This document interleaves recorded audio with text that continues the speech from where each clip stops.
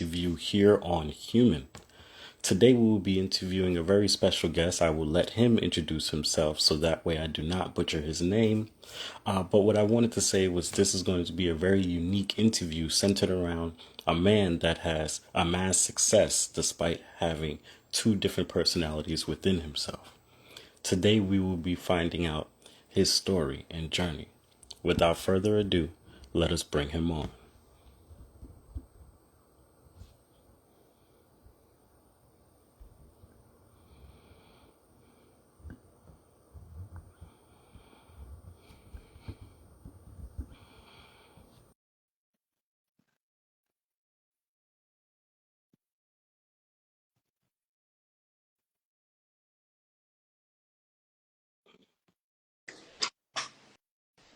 Amazing. We are here. We have made it. Oh man.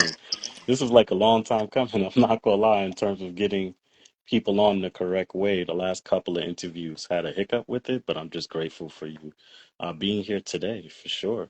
Yeah, no Um, problem. without further ado, please introduce yourself to the audience and those who don't know you. Yeah, I'm not sure who's ever gonna watch this, but my name is Arkhein Weissner. I live in Germany. I've got a wife, I've got three boys, three lads who drive me bonkers, to be honest with you, but it's all good. They're healthy and all is good. But I met with Troy through a mutual friend, and now I'm here to, I guess, tell my story. Yes, indeed. Yes, indeed. For those who don't know, the mutual friend is Christopher Akana, right? Am I correct? He has his own interview as well for those who would like to check that out in the future. But regardless, I want to ask, where are you from and what was it like growing up there? Yeah, so I'm from the United States. At least that's what I remember, to be honest with you. But I do also have some roots in the UK. But I grew up in Northern Virginia area. Life was great, I'd say, to some degree. We middle class family. My father was former military. Uh, I think former CIA. Probably shouldn't be saying a lot of that, but I'm not exactly sure. It's been neither confirmed nor denied. But I know he was part of naval intelligence, so he travelled a lot. So always hanging out with me, mum. I took under my father's shoes without really knowing. I also went into the government for a while and did some really cool things. But yeah, growing up was fine. I had a lot of friends. I didn't have any problem growing, relationships with people.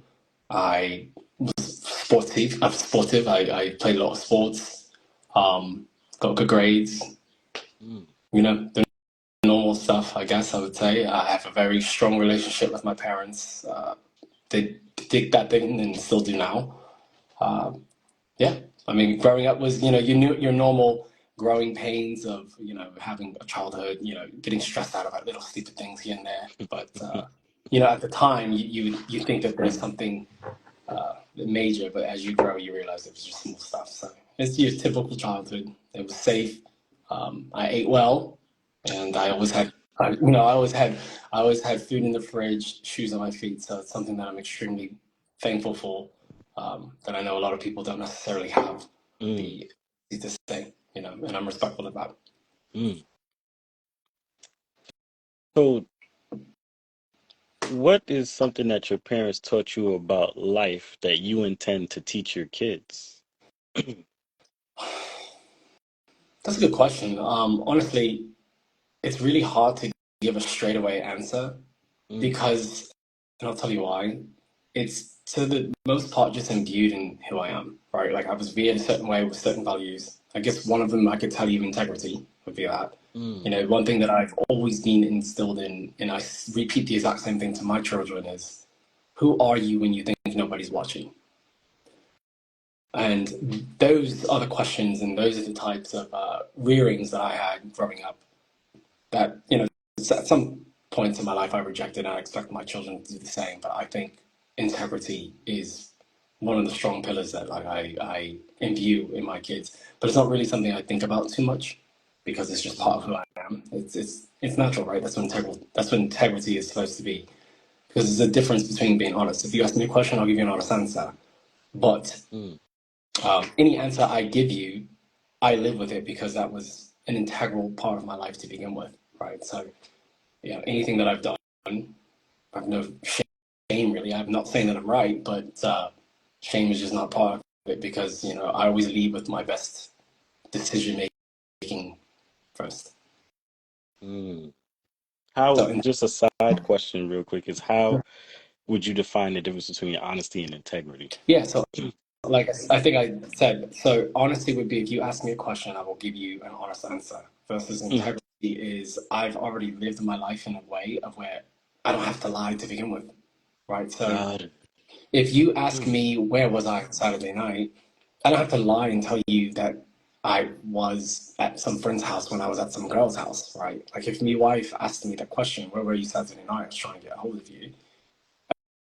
I would give her the real answer, whether it's honest or not, because I wouldn't have been somewhere that would compromise our relationship to begin with. So, like, Mm. even if it's, not a girl's house, right? If it's at a bar that she doesn't want me to go, I was at a bar. I know you didn't want me to go there, but that's what I wanted to do. And I'm just being completely honest with you about it. But at the same time, I wouldn't do anything that would put my marriage into some sort of jeopardy. So you'd never hear me say, like, I was at a girl's house or so on and so forth. So that's the difference between integral. Um, how do you act? Like when I go out with my mates, I'm not hanging on other women and nor allowing for that type of behavior, even though my wife could never find out. You get what I mean? Hmm. So who are you? So who are you when you think nobody's watching? That's integrity. That's integrity. Mm. Very well put. Um, this is a different question leading back to the earlier days, but I did read in your bio that you cherish your parents and they cherish you. But I guess a question that I have for you regarding that, especially for kids nowadays, is how does a kid show that they cherish their parents? And what does it look like for their parents to cherish them in your eyes? So it's very personal. I pretend not to be the expert of that. Everybody's family is very different, but what it does kind of delve into to Mm. some degree is how do people show that they love someone else, right? The truth is, it's very, like I said, it's very personal. Everybody's love is unique. I choose really not to judge others on how they love me or how I love them, whatever.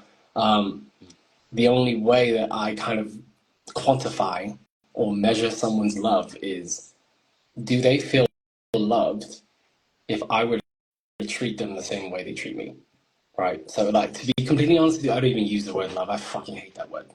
Mm. Um, I don't, I use the word because I know how it makes other people feel. But for me, it's been tough because the same people who tell me who have told me throughout my life that they love me, not my parents, the same people who have told me throughout my life that they love me are also the same people who have done some of the most uh, devilish things, Mm. committed the most heinous acts and so on and so forth. And I'm sure we'll get into that a Mm. little bit. But Mhm. I just don't really know what that definition is because everybody has a different definition of what love means. And that's okay because, like I said, love is unique. But as soon as you tell somebody you love them and you're mistreating them, then is it love? If like, would you feel loved if you were treated the same way? I guess is a good question that people should probably ask themselves that don't. So I know that's probably an unsatisfactory answer for you, but the truth is I'm no expert, so I don't really know how it looks like on a general sense, except for to say it's pure, um, and you feel good when you do feel it, right? Mm. But always ask yourself when you tell someone you love them, would you feel loved if they treated you the same way Same way. you treat them? So, Mm. I really like that. I really like that answer. And to throw it out there, there is no right or wrong answer when I'm doing the interviews. This is based upon your perspective, right? Other people have the right to be like, oh, that's right or wrong. Me, I'm just here to help the story take life, right? So, absolutely. No, I appreciate it. no, yeah, no problem, man. This is a safe space for sure. Was it tough? Now, I suffered from this, being 5 foot and practically nothing. I was picked on a lot as a kid. I then learned how to manipulate bigger kids around me to then get at the other kids that was picking on me. So that was my strategy to kind of get people like off my back. But what was it like? Was it tough being picked on? Like how did that like shape you, to be honest with you?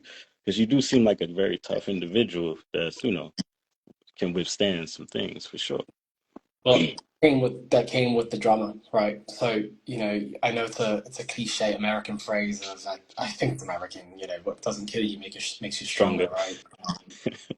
At the end of the day, the way I dealt with bullying was more so to mask it, to deny it, but it came out in other ways, right? And when I was in my youth, when I was a youth, I'll say it that way. When I was a youth, I didn't really know how to communicate a lot of these pains, which a lot of youths don't. Um, and so for me, it came out and lashing out in other ways, whether it was with my mum or my friends or lying a lot. Because I didn't really know I didn't have the confidence to face a lot of the stresses that I was dealing with from people picking on me. And to be clear, a lot of that came from being black and upper middle class, Mm, right? I was surrounded by white families, and I was really never accepted by anyone because I grew up in a well-established neighborhood. mhm, Blacks didn't really accept me because they didn't feel like that I could relate to them and that I was just weak and soft and so on and so forth. And there may be some truth to that. But then white people didn't accept me either because I was black. So I've always been too black or not black enough, right? So um, mm, the only people who were really my friends were other people who were going through the same thing. And that was not necessarily based on race at all. Uh, but also growing up black in the United States, it's not really much of a community for yourself. You don't really have a heritage to fall back on, like how I saw all of my Hispanic friends from Venezuela or Colombia, you name it. Friends from France, so on and so forth. They had connections with each other because they were either European or they came from the same culture, the same color, so on and so forth. They don't really have that. The United States is a strong melting pot. Black history has been quite erased most of the time. It took me till my mid 30s to even find out where my ancestry was from, what region in Africa, right? So I was always quite alone, even though I was surrounded by people, if that makes sense. mhm, So I dealt with that. I dealt with that pain of being picked on. And by the way, like picking on again was more so just ostracizing me. Nobody physically really picked on me because I've always been able to fight. Um, I am 6'3", about 166 pounds or so. I think it's pounds. It's like 74 kilos is what I weigh. So 193 centimeters. I don't know who's going to be hearing this, so I'll just say it in both. About 193 centimeters, 74 kilos. That's like around 6'3", 170 something pounds. I'm not exactly sure what the conversion is. 160 something pounds. But I've always been a tall kid, I guess, for my age. Like I said, I've been very sportive. So physical uh, hasn't really been an issue, but it was more so the emotional and mental and psychological abuse. And most of that was from actually my teachers. So I've mm, had a few racist teachers in my day, and some pretty terrible things that have happened in those situations that, like, I really honestly didn't even remember about up until maybe 6 or 7 years ago, where all of these memories just kept coming back. So again, the way I dealt with it was more so just sweeping things under the rug instead of actually facing them head on, talking about them, whatever may have you. I brushed it off, turned to the other cheek, and it took until my early 30s to realize that every time I turned one cheek, the other one would just get slapped. And it was because I was adhering to all of these teachings that my parents and my family taught me, whether it was religious based or if it was just to keep me alive. Because growing up black in the United States is really not the same as growing up white in the United States, no matter how much people want to look at that as that statement sounding like I'm victimizing myself. But I just grew up seeing a lot of my Caucasian pale skinned friends getting away with a lot more shit than I ever could. Even mm, down to like how they were treated by the police, things that they did and went to court, got off. I would have never had that privilege. I just don't at all. I still don't today, even when I had the badge. Um, so seeing that and learning that was quite stressful at times. But there was just one or two, three situations throughout my life where it really showed me, uh, that I got to do better in terms of like dealing with those emotions, I guess I would say. mm, But really, the way I dealt with the bullying, if you will, was really I just kind of turned blind eye to cheek. If there was ever any type of physicality, that's usually where I drew the line, and I fought back physically, and that's usually what stopped it. Mm. But I couldn't fight my way through the world.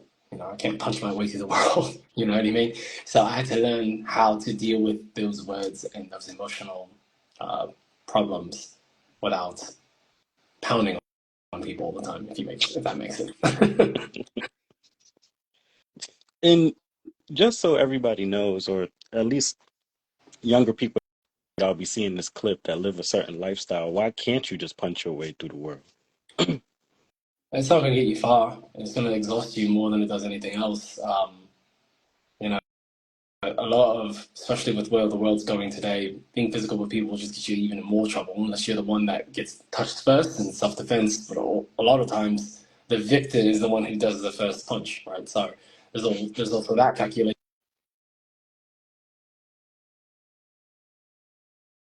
But okay, I just exited out. Sorry. You know? Um, I think learning to use your words, but more so controlling your emotions, is probably what's going to really help you these days progress. There's a lot of negativity out there. I'm really not on social media because of it. Mm. Um, and, lashing out and fighting your way through life is not necessarily the best way. It's just going to lead you to a world of trouble. And you'll never really progress out of that if you just don't snap out of it or avoid it entirely to begin with. Mm. So the best advice that I can give, and I'm not like the best example of this, but really just learning how to control your emotions and control your words, and just learning when to walk away, and just understanding how to calculate, but how to calculate when it's worth even engaging. That takes time. It takes practice for some personalities, though. Mm. Mhm. So when did you learn to be the bigger person in most situations? Did that happen while you were growing up? How did that even come about, learning how to be the bigger person? I learned that through my grandmother, myself for the most part. Well, I'm actually going to challenge you on that. How do you define being the bigger person? Mm. You're only the bigger person if the opposing party perceives it as such. I define being the bigger person, not letting people take emotional control of you, right? Like I was in Orlando for a while and one person told me I know how to control you. And at that point I had got mad and I was like, well, what do you mean you know how to control me? And basically what they were telling me was I know how to get you emotionally unstable just by saying this or doing this around you. And so I think being the bigger person is learning to, like you said before, control your emotions and not let people manipulate you through those emotions because of their actions, as long as that doesn't lead to physicality. Um, okay, I understand the answer, and I appreciate that answer. So, not letting somebody get the better of your emotions Hmm. defines you being the bigger person. So, for example, if somebody is mouthing off to you, you not mouthing back off to them is being the bigger person. Yes. So that's how I defined turning my cheek only to allow the other one to get slapped. So now Mm. let me piggyback on what you just said. It comes to a point that when you are being the quote unquote bigger person,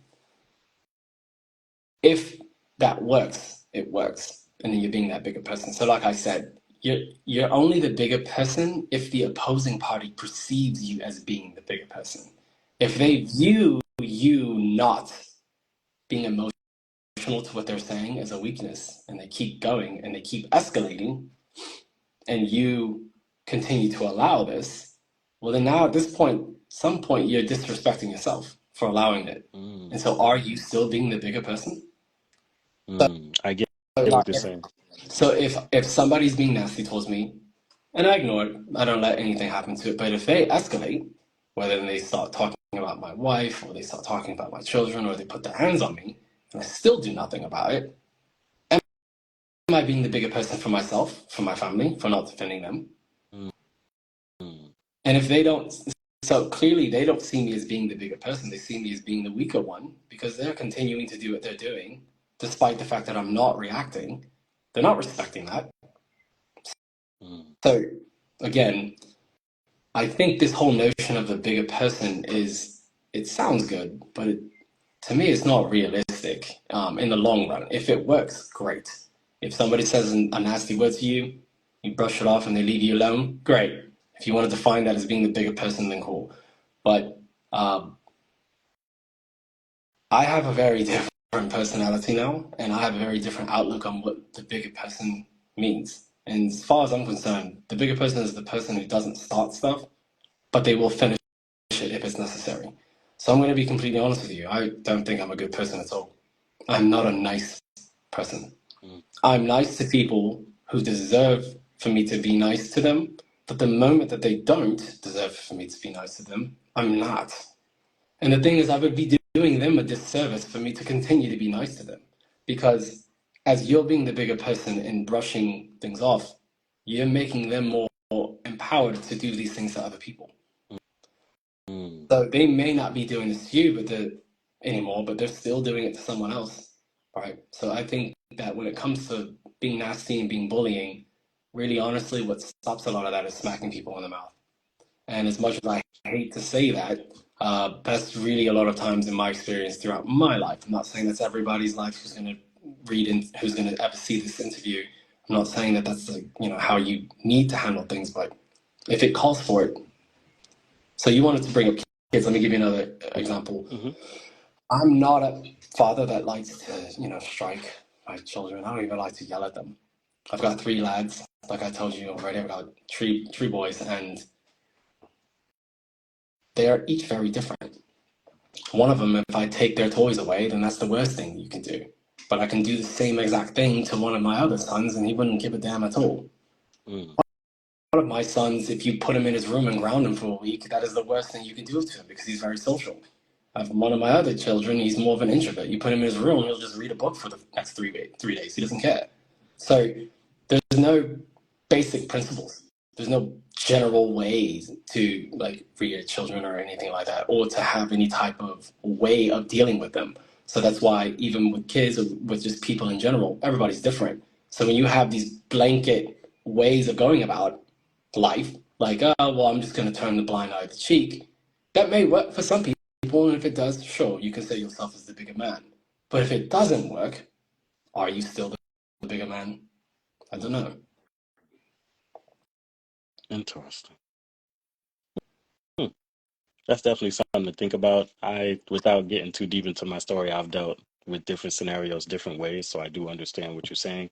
There's been times where I spoke up and, was ready to shake ground, and there was other times where I just knew that I just had to let it go due to situational, Right. awareness of how things were unfolding. Perfect example is if I'm at my job, let's say, at the time from when I was working at IKEA, and I get into it like real crazy with one of my bosses, and I cursed him out that I'll lose the job, right? So I have Right. to be mindful of how much I'm allowing myself to get emotionally involved.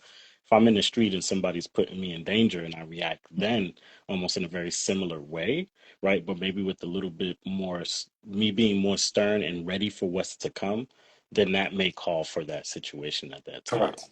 I will admit, me generally, because I've seen so much in my life due to me being on the street for extremely long time, I try my best just to leave a lot of situations alone because I've seen how things can always escalate and people could die in the midst of those Correct. things escalating, Correct. right? So that's my thing.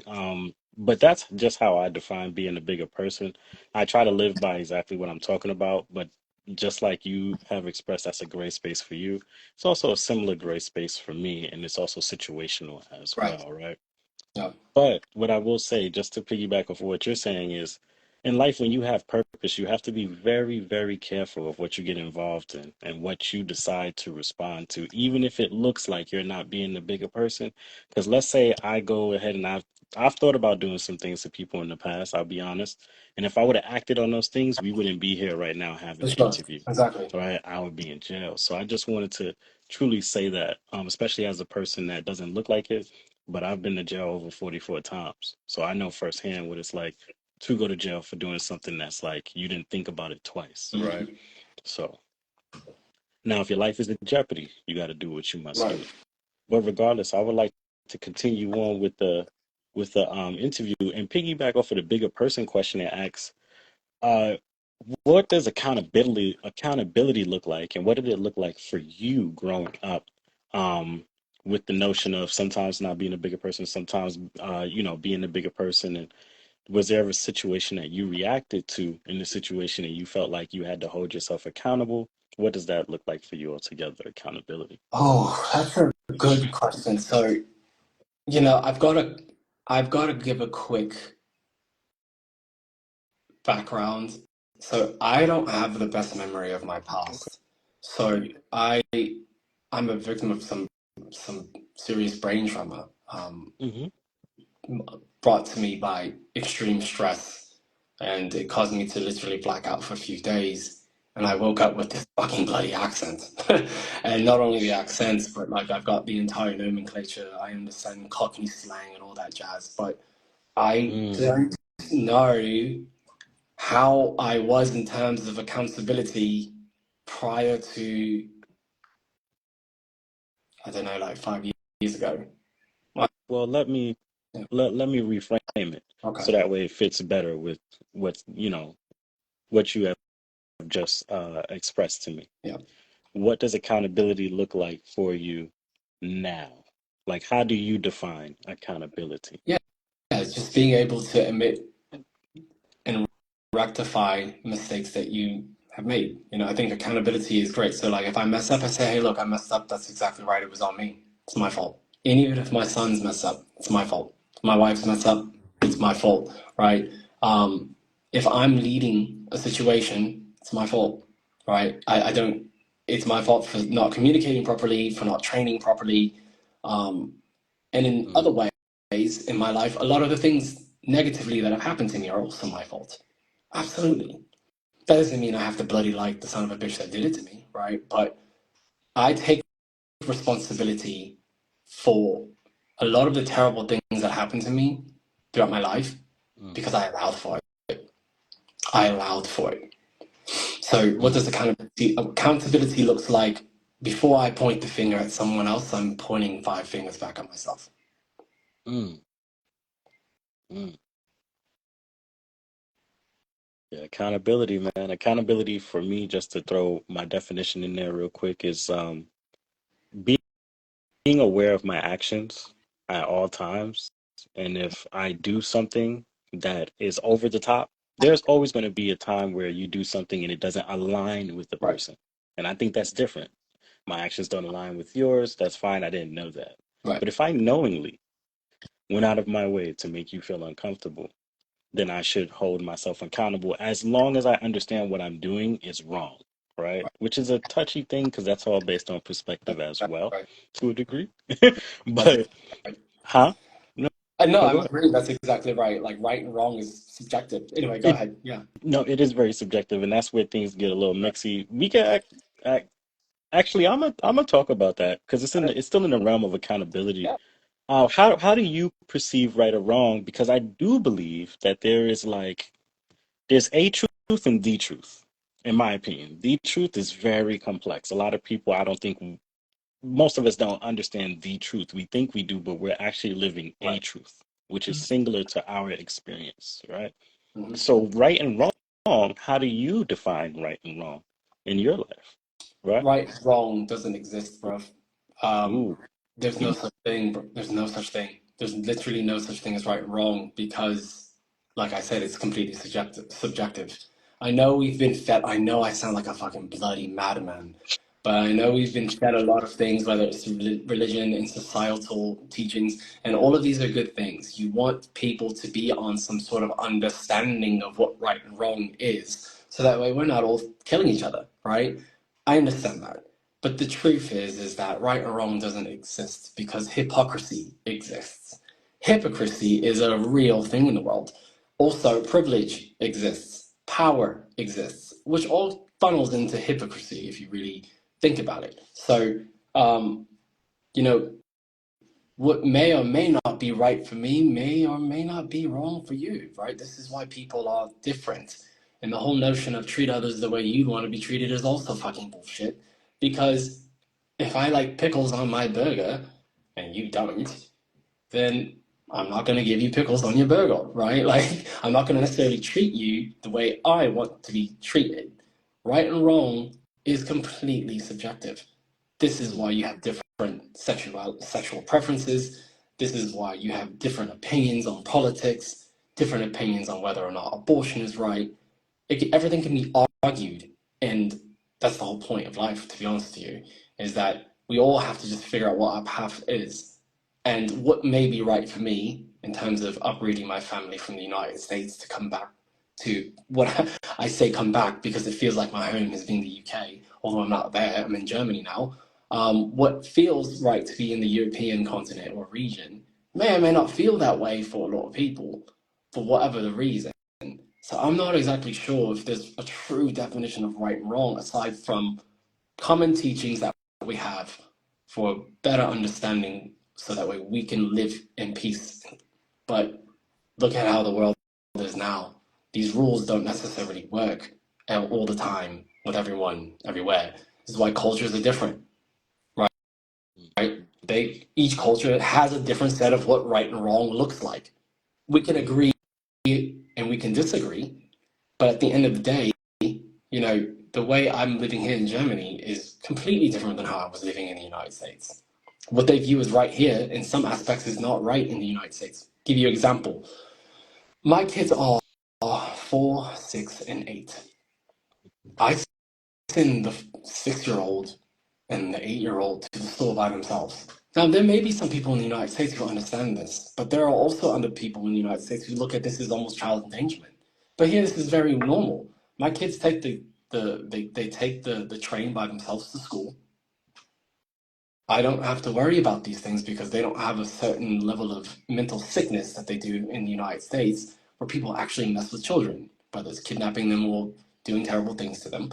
And these things do happen in big cities like Chicago, where you would never let your child out of your sight. And if you did, you can go to jail for it or lose your kids for it. It's wrong to do these things in the United States, in some areas in the United States. But here, that's a way of life.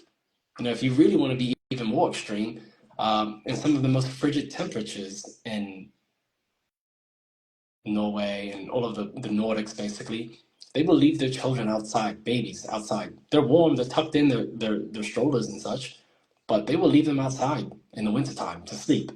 This is almost unheard of in the United States, and people will lose their top. So, how do you define right and wrong, even when it comes down to culture? And we don't even have to get into like Arab culture, so on and so forth. They have a whole totally different understanding of what right and wrong is. That how do you define it, right? Like, yeah, sure. Like the guy who has the biggest gun in the United States has a tendency to just define what right and wrong is for the rest of the world, but we've seen how that works throughout history as well. So, Mm.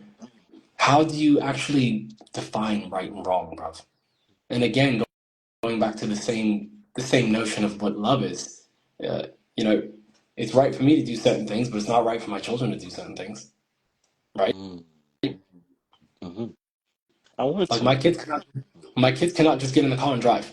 It's not right for them to do that. Oh, It's oh, not for sure. right for them to talk back to me either, right?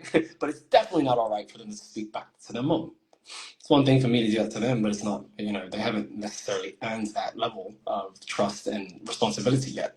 Because with privilege comes responsibility. And so also going back to accountability, that's part of it.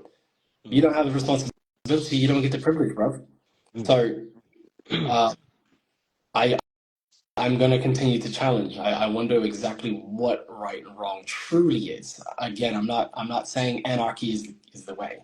I'm saying I completely understand that we have a set of rules and laws that we must abide by. So that way we can't have some sort of justice, peace and harmony, so on and so forth. It's meant to do well. But clearly people don't agree with it, Indeed. you know? I wanted to also say the thing that you said because I've been wanting to say this for a while. So I will say that what you said about treat others as you want to be treated. So I want to highlight that and isolate that from everything that you said. And you was like, that's also could be hypocrisy.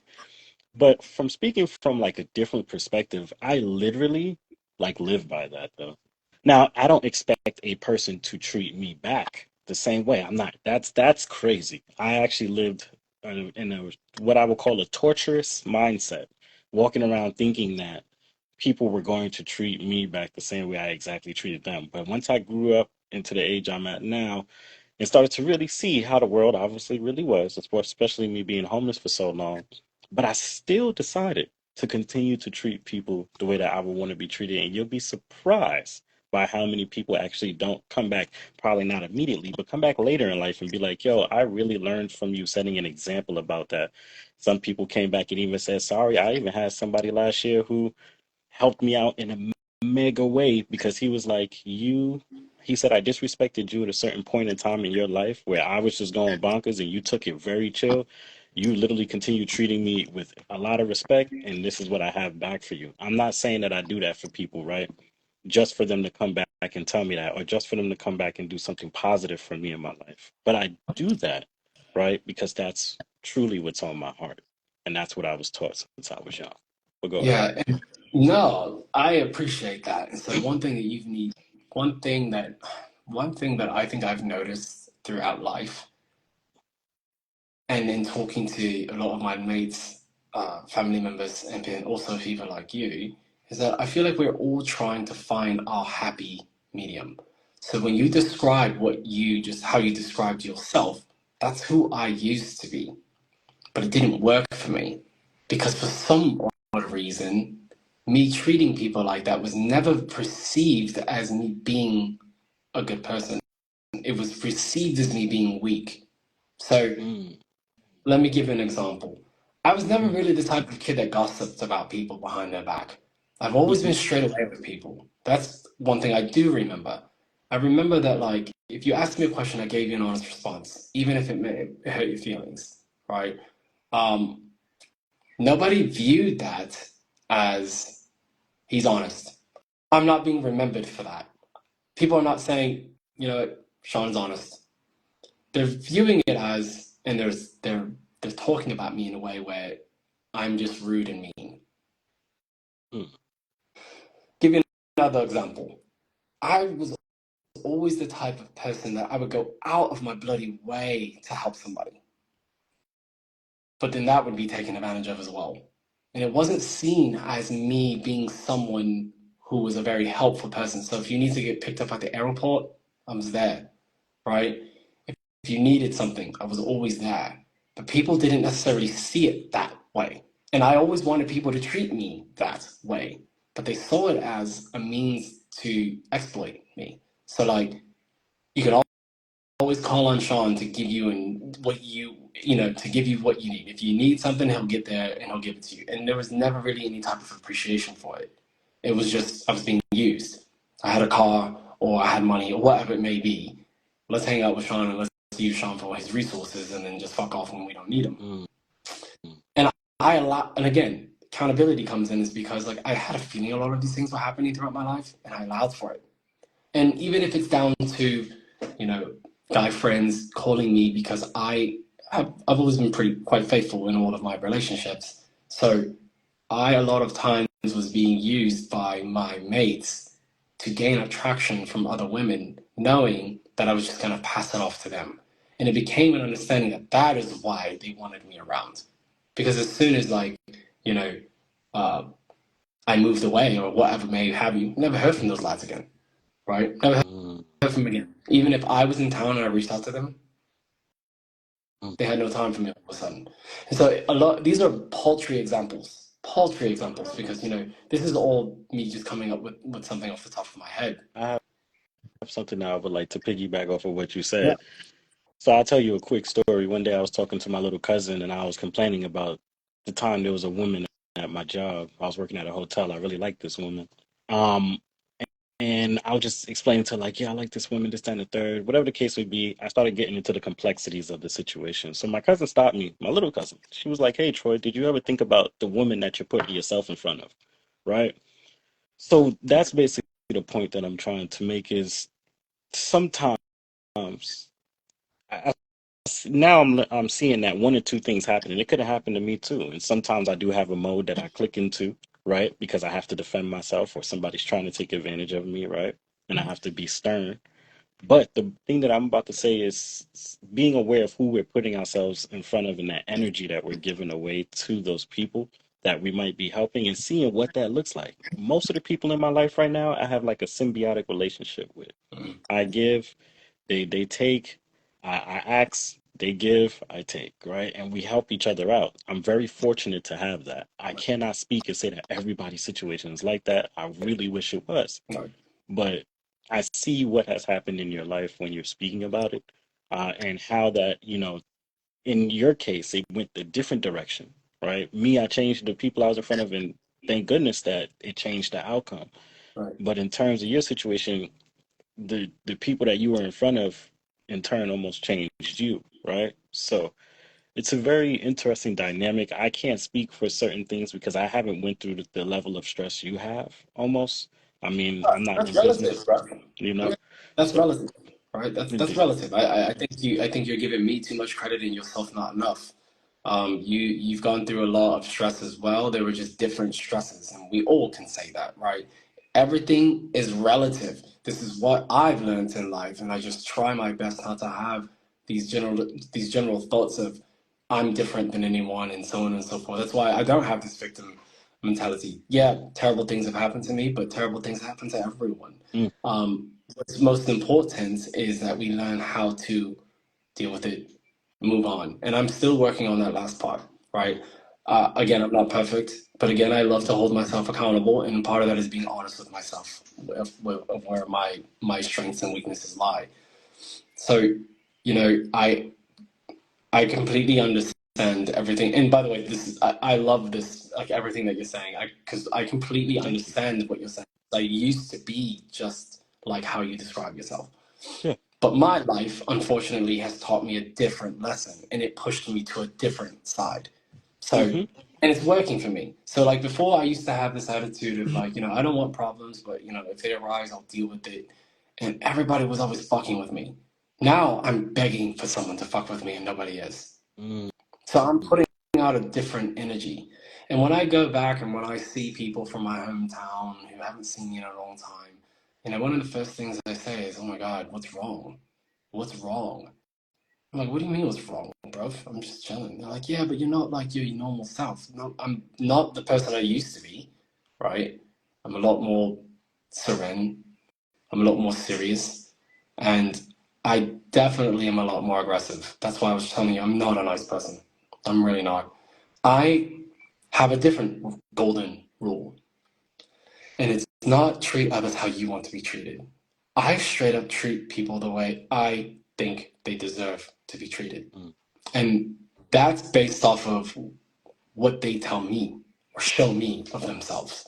So to give you a more vulgar example, sorry to say it, but it just really, it really nails it in the coffin.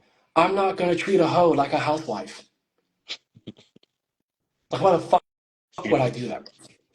Like Gotcha. if she's a hoe, I'm gonna treat her like one. Like it's just that simple to me, bro.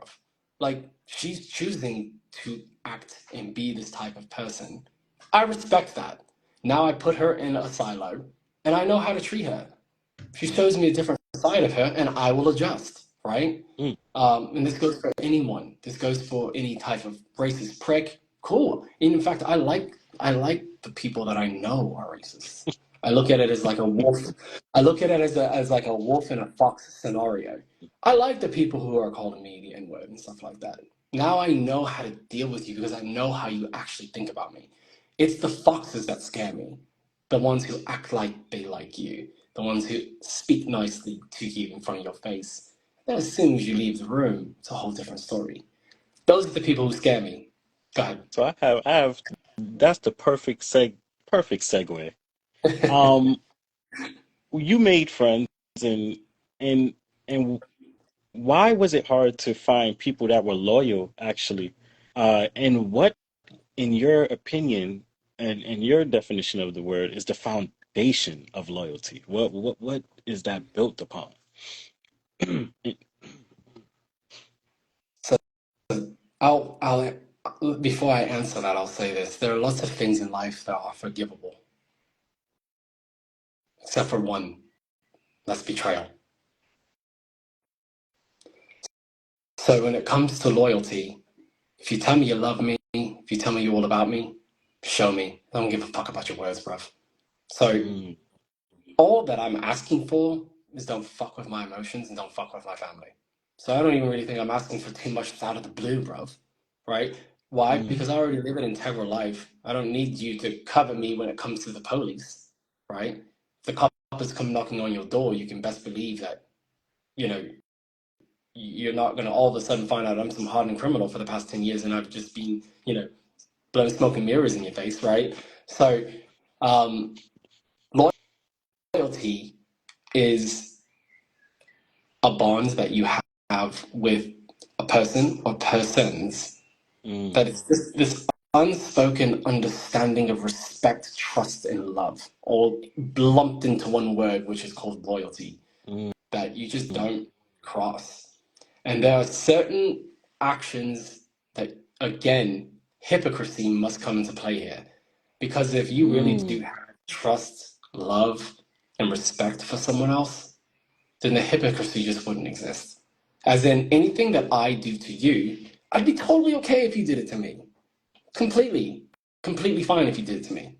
There's nothing that I would ever mm, say. I would never treat you, Troy, in a manner, if I cared about you, that would break the bond that we have.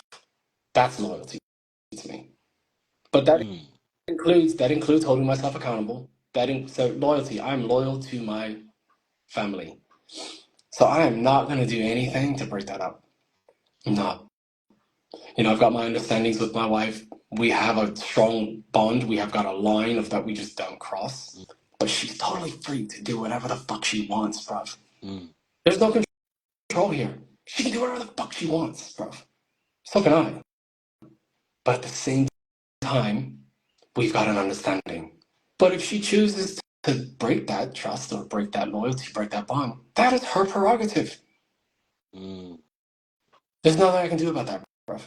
mm, Right? So I know that's kind of going a little bit farther than what you've asked. But when it comes to loyalty, trust, respect, those are extremely important. And just having an understanding of where those boundaries are, right? So, and again, this is all subjective. There are certain relationships and certain people who are totally okay with cursing each other out when they're angry. It's just not my way, right? mm. So we don't do that. Now, I don't necessarily look at that as betrayal, right? When we talk about betrayal, we talk about things like more serious of, your friends hooked up with, your girlfriend, right? Which has happened to me. And that is actually the straw that broke the camel's back for me. So What? out of all of the atrocities that I'd gone throughout my entire life, really what it was, again, going back to one of your initial questions, was me sweeping a lot of my stresses and traumas under the rug. Because that was me thinking that I was being the bigger person. I was not addressing the atrocities that were happening to me. And then as I grew, these atrocities continued to amalgamate to Mm, where one thing happened, and in German we say der Tropfen, das Fass überlaufen bringt, which means the drop that overflowed the barrel. And that drop is what set me over the edge and stressed me out so much that when I woke up, I was a completely different brain. And that situation was betrayal by two of my closest mates, people who are my brothers, people who I would have died for, people who I was loyal to. But at the same time, it's my fault because I saw these signs of betrayal many times throughout my life, but I kept ignoring it. I kept being this bigger person. I kept being very positive. I kept what I would say is making excuses for them. do you also consider it to be blind optimism as well? You could say that, but that's what happens when you really care about people sometimes. You don't Mm, really want to face the truth. You don't want to be honest with yourself because it hurts, right? I'm not like that anymore. I accept people for who they are, and that's totally fine. But at the end of the day, I hold myself accountable for the things that have happened to me because I saw it and I didn't want to believe it. mm, So I was making excuses for people throughout my entire life. Oh, she's just tired. Oh, she didn't mean that. Oh, this. Oh, that. Oh, he wouldn't do something like that to me because he loves me. He tells me he loves me. He's my brother. He would never do that. My brother would never, ever betray me like that. when Mm. deep down inside, she's shown me signs of doing these things for a very long time. By the way, I don't actually have a brother. These were like just very close friends that I'd known for Mm-hmm. 25 years at the time. Um, but yeah, So, oh, I have a question. Did it hurt more to be betrayed by who the people in your life that you consider brothers or the woman? And what is the difference in these types of betrayals so in terms it's of impact? definitely, yeah, absolutely. It's definitely more hurtful that it came from my brothers, for sure, because I'd known them for 25 years. We'd been through hell and back together, right? I don't really expect much from the woman that I was dating at the time. We had like a very nonchalant relationship, if you will.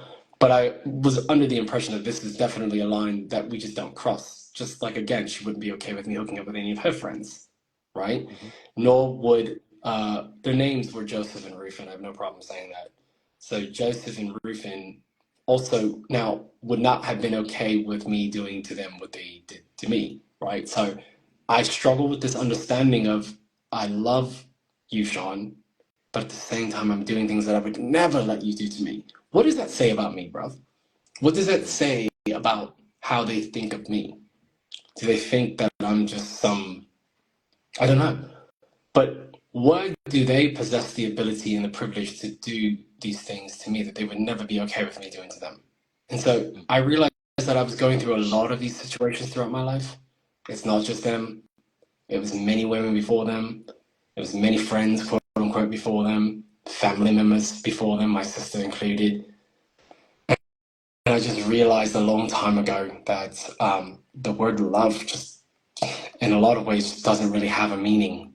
Uh, they wouldn't feel loved if I did the same thing to them that they did me, and it's evident. This is not now. If they came to me and were like, "Hey, look, Sean, I wouldn't care if you did something like that to me." That's a different story. That's people living by their truth, but then we just have two very opposite truths, Mm-hmm. right? Like, I'm not okay with you hooking up with my girl. Even if you're okay with me hooking up with yours, I'm not gonna do that, right? Like, that's just not my thing. But that's not the that. But that's not the same. That's a different scenario, right? But the fact that under no circumstance would either one. So first of all, Joseph is the one that did the hooking up, and Mm-hmm. Rufin was the one who knew about it the whole time and didn't say anything. Mm. So he was an accomplice of sorts, and he's still friends with her to this day. So his loyalty was mostly to her than it was to me. If you want to talk about loyalty, because she knew, he knew, all three of them knew. I was the one who didn't know what was going on, and so Rufin's loyalty was to Joseph and Jess, who hooked up, and I was dating Jess, right? Um, and it was tough because like Jess was also giving me the L word.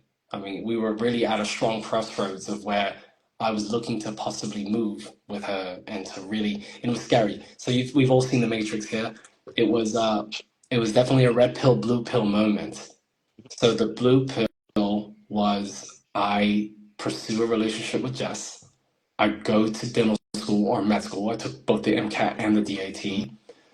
Um, and I have my life of my cushy life of what I've been working for my entire life, it seems, right? Mm-hmm. And then there was the red pill of me having some sort of doubt that my level of reality is really what I wanted for the rest of my life. Did I really want to go to dental school, or was it just something that like I was pushed into because I was good at math and science, right?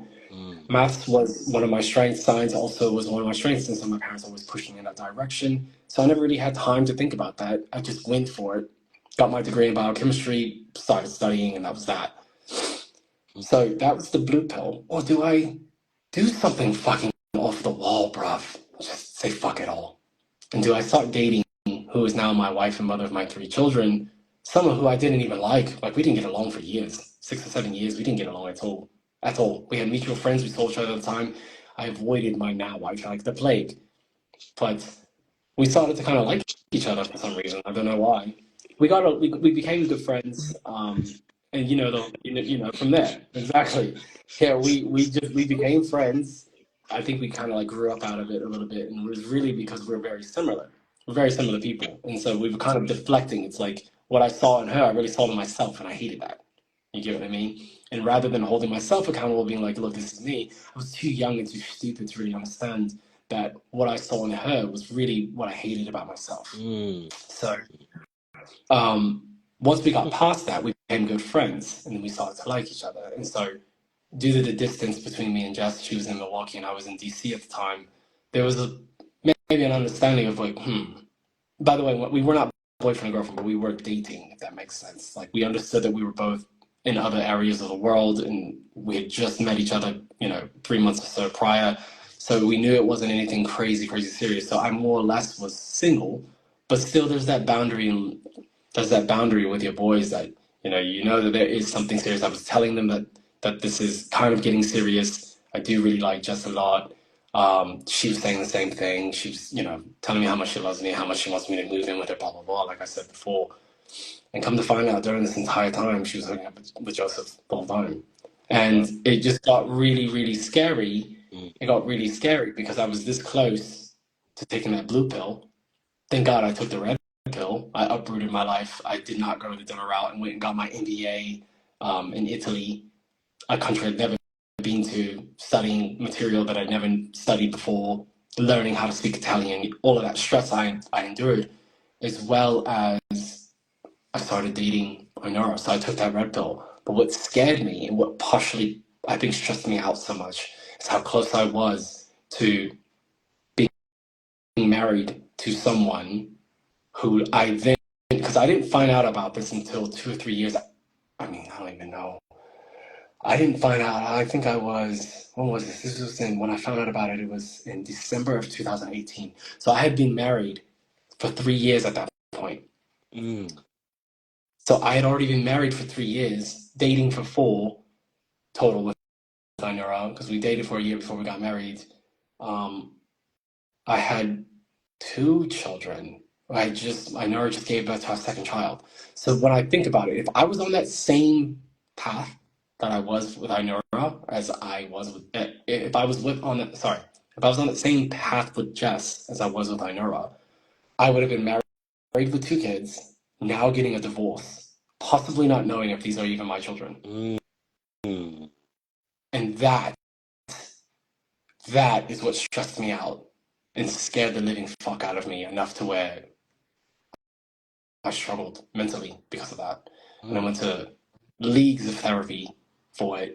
And in the process of doing that, I also garnished the second personality in order to, I guess, I don't fully know, to be honest with you. Doesn't really let me have a lot of memories. He's completely taken over a lot of my aspects of my personality. And a lot of times I just don't remember things that I say and do. So I'm a completely different person when I'm him. So, I wanted to ask you, yeah. what has betrayal taught you about human nature? People naturally will look out for themselves. Oof. Mm. No matter how much they tell you they love you, they are going to look out for themselves. And that's okay. I respect Mm. that. And the thing is, I am totally okay with what Joseph, Jess, and Rufin did. Uh, Mm. I love them for who they are. Again, I don't like to use the word love, but in the context of this conversation, I respect and love them for who they are. I've respected and honored the fact that Rufin has continued to be friends with Jess despite what she's done to me. And in doing Mm. so, I just no longer can have them in my life. That's that simple. So Mm. that does play into your bigger man complex, right? And it worked. They left me alone. And what I realized is that what it really all came down to was jealousy. Joseph's problems of Jess was not the only girl that he did that stuff with. There were other women that I'd been dating in the past that he also made moves on. That's what I'm saying. I saw the signs. Still allowed them to be in my life. That's why I take responsibility. It didn't start with Jess. It just ended with Jess. All right. Mm. But all of these times I'm denying that he would ever do anything, denying blah, blah, blah, blah, blah. Saying that my brother would never do something like that. Come on. The signs are right in front of my face the whole time. And so I live by a code now, which is Sean, Arkhein. When people show you their true colors, who the fuck are you to paint over it? When someone shows you their true colors, who the fuck are you to paint over it? Mm. I don't paint over people's true colors anymore. I accept them for who they are, love them for it, and move on. Mm, mm.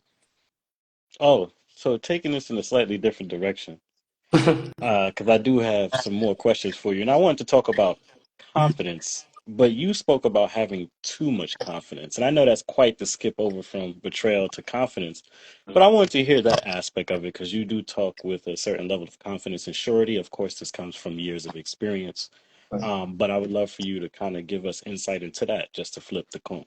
Yeah, when I was young, it was the same way. You could call it maybe even like a know-it-all. Mm, And I've learned to listen a lot more instead of thinking that I know every damn thing. I've I've grown with a little bit more humility and accepting the fact that, I'm not always right. In fact, I went to the complete other side of being, I hope I'm wrong because I like to learn. So, mm, um, too confident was debilitating in the sense of where I almost, again, going back to the exact same example, I would convince myself of situations that I was in that that's not what it really was. So again, I'm painting over the true colors of even the situation of whatever. So if it's a situation that if I've had a place that I'm not welcome at, I would just ignore it. But a lot of times that would get me in trouble, right? It would cause other people to get angry, and that's one thing that I realized that um, confident the too confidence was more so just me masking insecurities. mm, So I got myself in a lot of trouble that way because instead of assessing the situation and being honest about it, I always felt that I could beat the system or beat the negativity or or come out completely unscathed in a terrible situation, whatever it may be, even if it's mental, physical, whatever. Uh, and honestly, this just did more harm than good.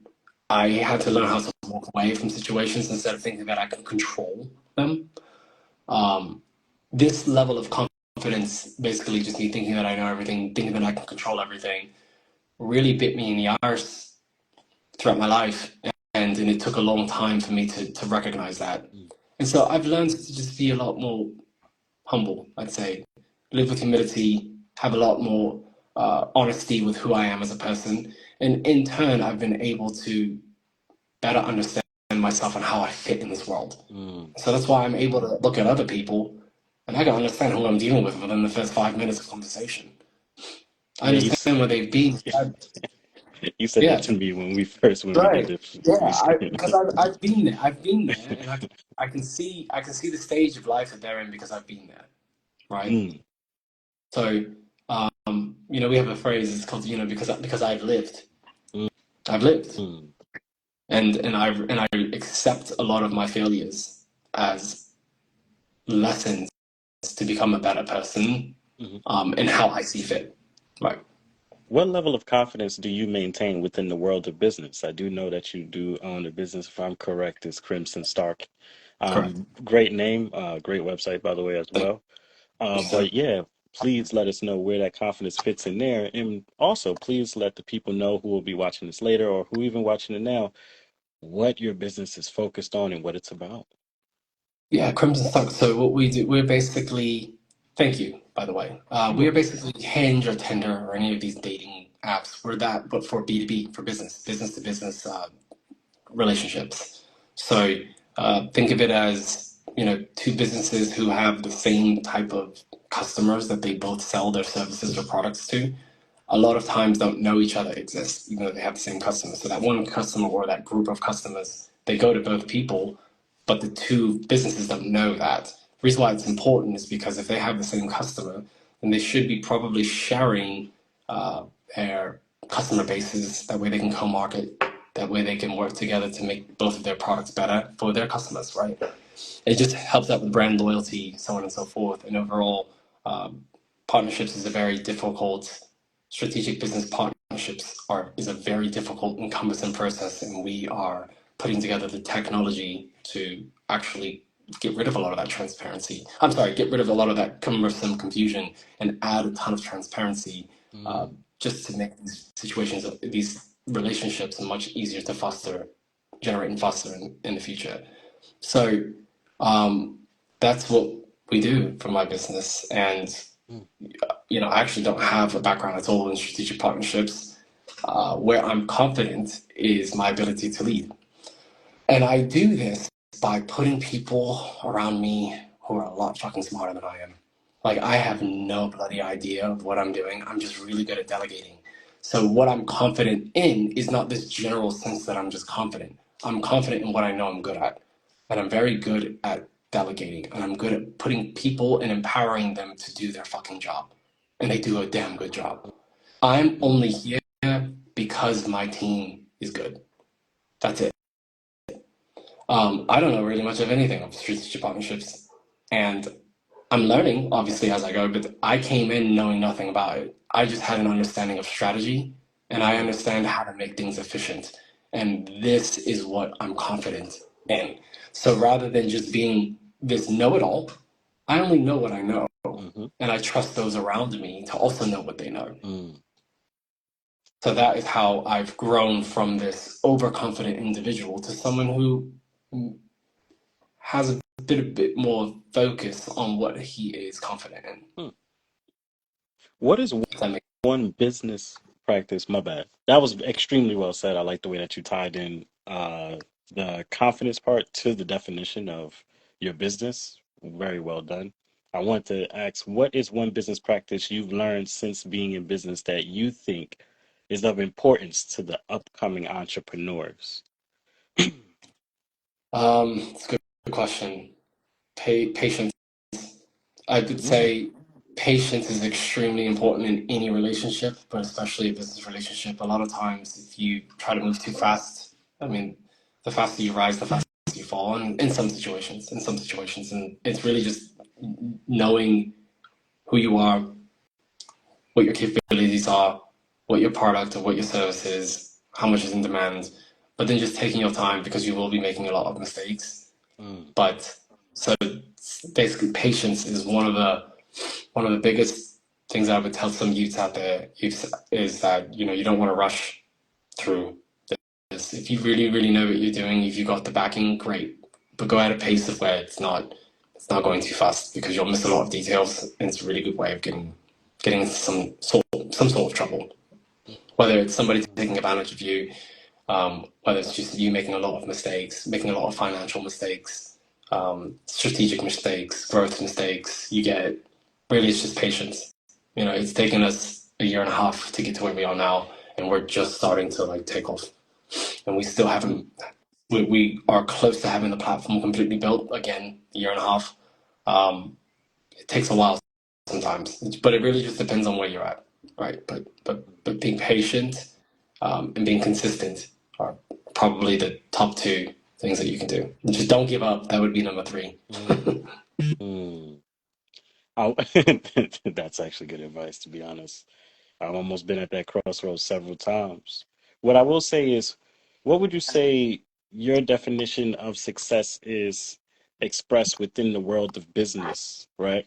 Itself, right? So business success, and then how do you define success as a whole, right? Because I feel like the world of business is one thing that's money, monetary. You're really trying to get somewhere and do, establish what you're trying to establish, but then success in a personal way could be different. It could even intertwine. But what does that look like for you? Look like for me, business wise, is to have a self sufficient business that's making a lot of money, and Mm, that it's bringing a lot of value to our customers and our clients, really, and it's helping them also make a lot of money so that way their businesses can thrive and they can help their customers, so on and so forth, and everybody can live in happy and peace and harmony with that. As terms of success overall, I don't really define myself on titles. I don't really care mm, the fact that I'm a CEO. I've invented a couple things as well as I'm authoring a book, but I just don't really, even though I threw that out there, I'm just saying it in a way where it took to get to this part for me to even really say that because I I don't really think a lot of those things matter at the end of the day when I'm on my deathbed. At the end of the day, I can be replaced tomorrow. If we were to get bought up by a PE firm, private equity firm, they can come in and say, "Hey, look, you're a little too young, you're a little too black, and we want somebody else to take over this." mm, And I would say, "Okay, well then it is what it is. Just buy me out, right?" And so my point is, I'm replaceable. I'm replaceable at work. All of us are, but I'm not replaceable with my family, and so that's how I really actually define myself, which is I'm a father, I'm a son, I'm a husband, I'm a brother. Done. Um, that to me, I've been very successful in. I've been a fantastic son, according to my parents. I don't really trust my wife's opinion. She says I've been a great husband, but I mean, what else is she going to say? Um, my kids are a little too young to say that. They say I'm a great dad, but we'll see. But at the end of the day, I'm just doing my absolute best to be like, a good father, brother, husband, and son. And that is, I think, the level of success that I'd like to maintain, because they need me and I need them, and I'm not replaceable in any of those facets. That's where my real success lies, is that I've been able to um, safely raise and relocate my family to I feel is a much happier place to live. They're safe, they eat well. To me, that's success. And I've been able to maintain a strong marriage with my wife, and we show that with our kids, and I hope they emulate that when they get older, right? That's where really my success lies. Because that's not easy. To be honest with you, the business is easier than that. The family is the hardest part. That's hard, it's tough. Marriage is tough, it's not easy, and nor should it be, right? But you just gotta stick with it. We've got our problems just like everybody else does, but at the end of the day, we know what the goal is, right? The goal is to work through it together and to grow together, right? And it's just finding someone who's able to be on that wavelength is tough, it's hard. It's really hard. But really what makes it a little bit easier is knowing who you are as a person. A lot of times people are chasing who they want or what they want. I want a guy that's this. I want a girl that has that. Well, the fucking wants, your wants change over time. As you get older, they change. But what do you need? Who do you need is a very different question. And that's the question I used to ask myself all the time. Who do I need as a partner? It's very different than want in some capacities, right? In lots of ways, it can mean it's a totally different question. So that answer is I need. When you ask me like what I want, yeah, sure, fat ass, big titty, right, all of these physical things that like people would first go after, right? You want a woman who's smart, you want this, blah blah blah. But who do you actually need? For me, that was somebody who's not jealous, right? Like I need that. I need that because I've gotten attention from women when I go out, and it was not pretty from the woman that like I was dating at the time, even if I was respectful about it, right? Just the mere fact that I got any type of attention was a problem. And I realized very like I can't keep dealing with this crap. And this is just a terrible example, but like that's the first thing that I could come up with was I need someone who is not a jealous person. That's all.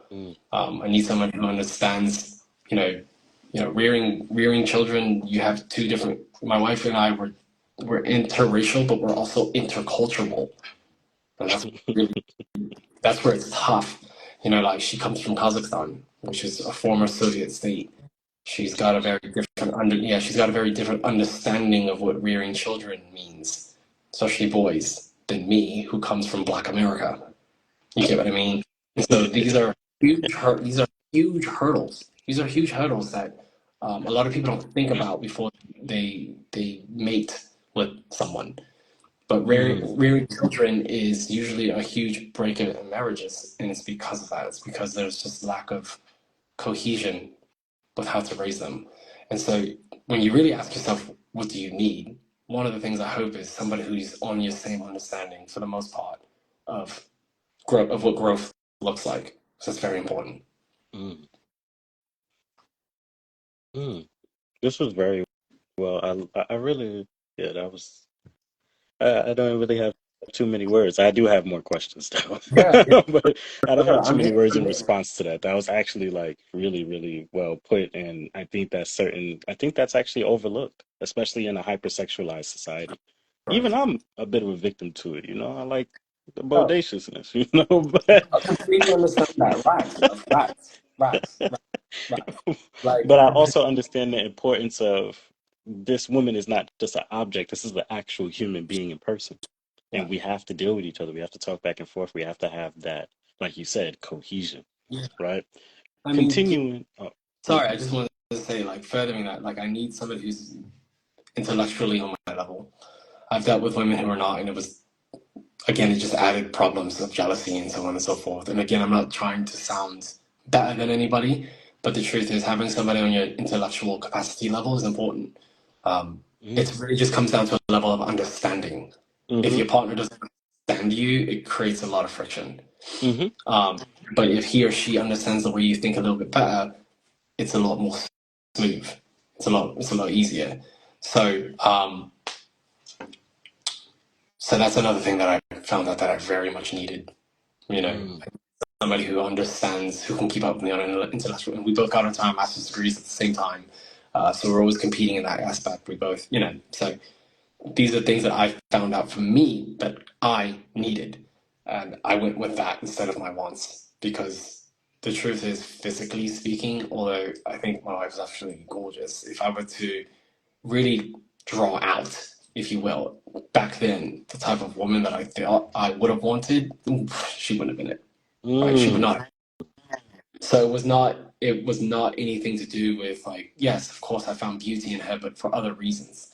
But it turns out that, you know, as we grew together, all of that was less important than the actual mental stimulation that I was getting from her.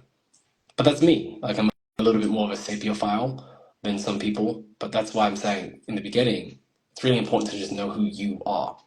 So I can give advice. The only advice I would give is that know thyself, right? Socrates said that a long time ago, and it's one of the most important things to adhere to. I'm very sapio myself, Right, to be honest with you. It makes, but I'm also very inclined on the spiritual level as well, which makes it even more complex because even if my body wants the person, my spirit gets the last word. It always has. right. Yep, I call it my extra security system. yep. And trust me, I've silently rejected tons and tons of women because of that, because I'm like, hey, my spirit is not in That's alignment right. with you. But Yeah, I've done the it's same. complex. Yep. I wanted to, oh, go ahead. What you want? Yeah, What no, were you saying? I remember that you did want to go, you wanted to move on, so I just want to say sorry for that last bit. Oh yeah, no problem, man. But this is an amazing, amazing interview. I just want to tell you that, but we'll revisit that towards the end. Um, how does discipline and consistency correlate with one another in both business and the personal life? Oh, I mean, they're one and the same. I mean, that's part of that's not something that you necessarily want to decouple from. Hmm. I think discipline is an important aspect of life, period. Now, that is a general statement.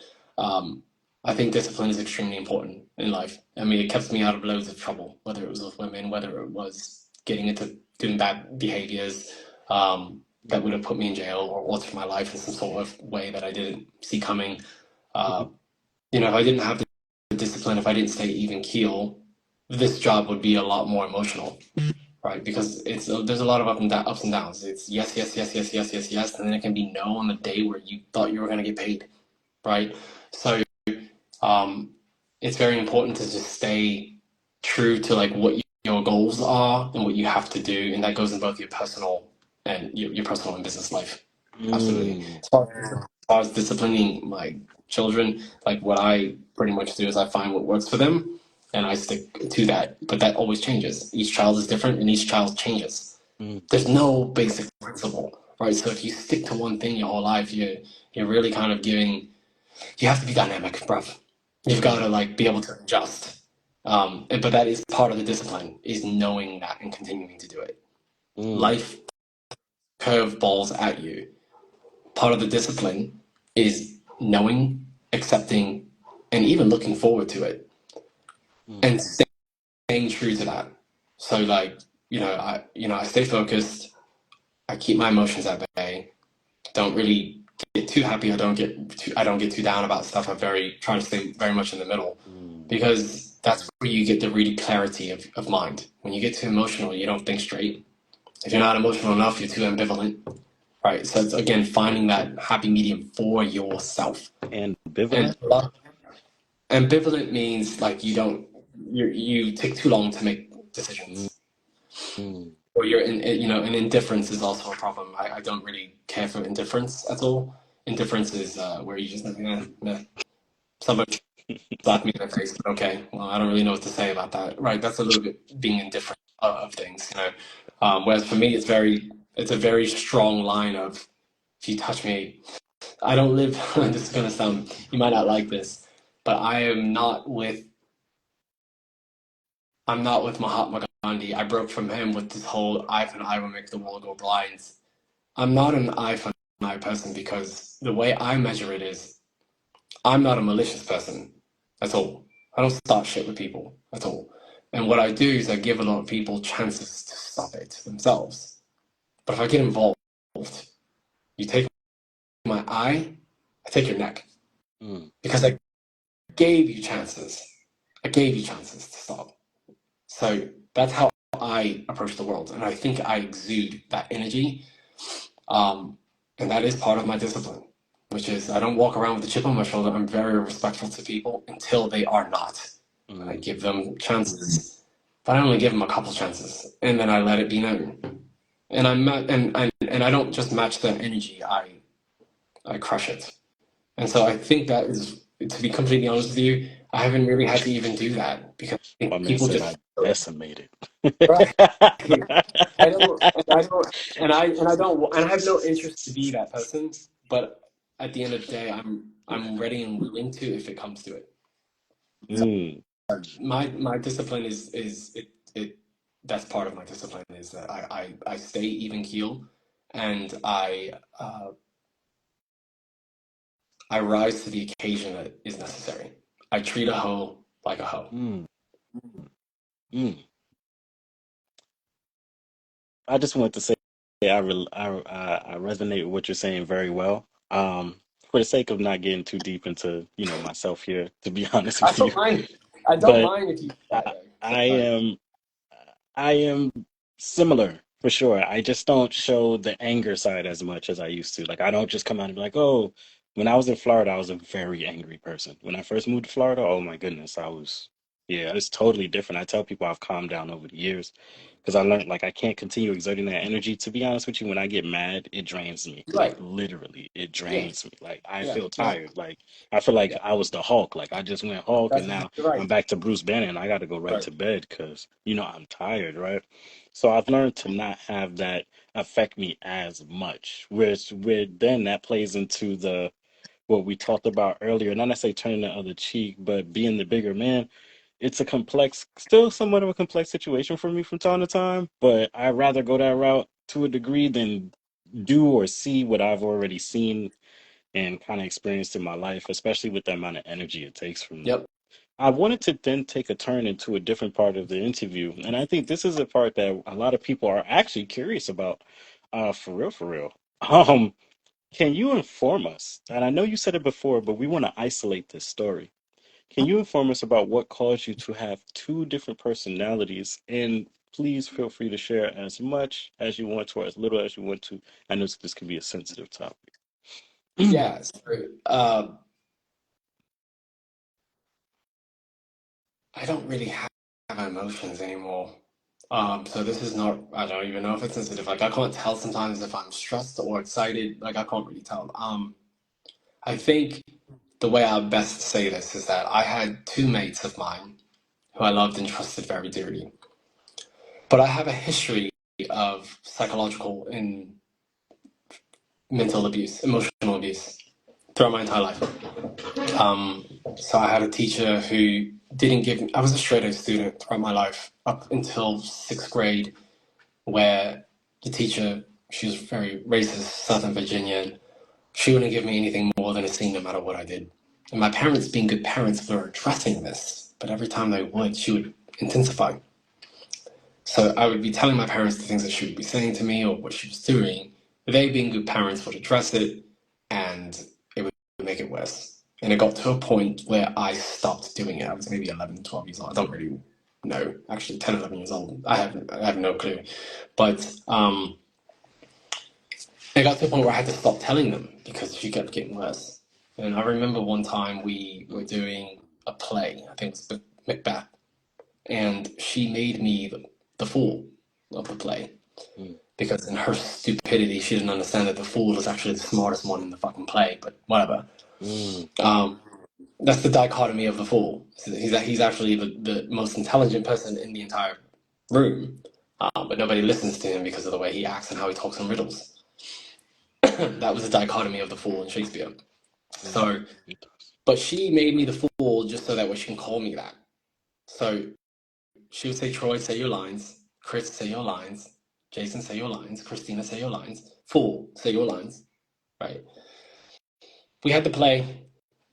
Night came. We did our rehearsals. We did all that jazz, and then we had the night where we actually performed in front of our parents and so on and so forth.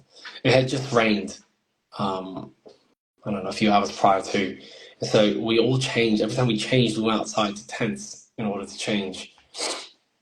And just a story of many things that have happened to me throughout my life that I had to deal with.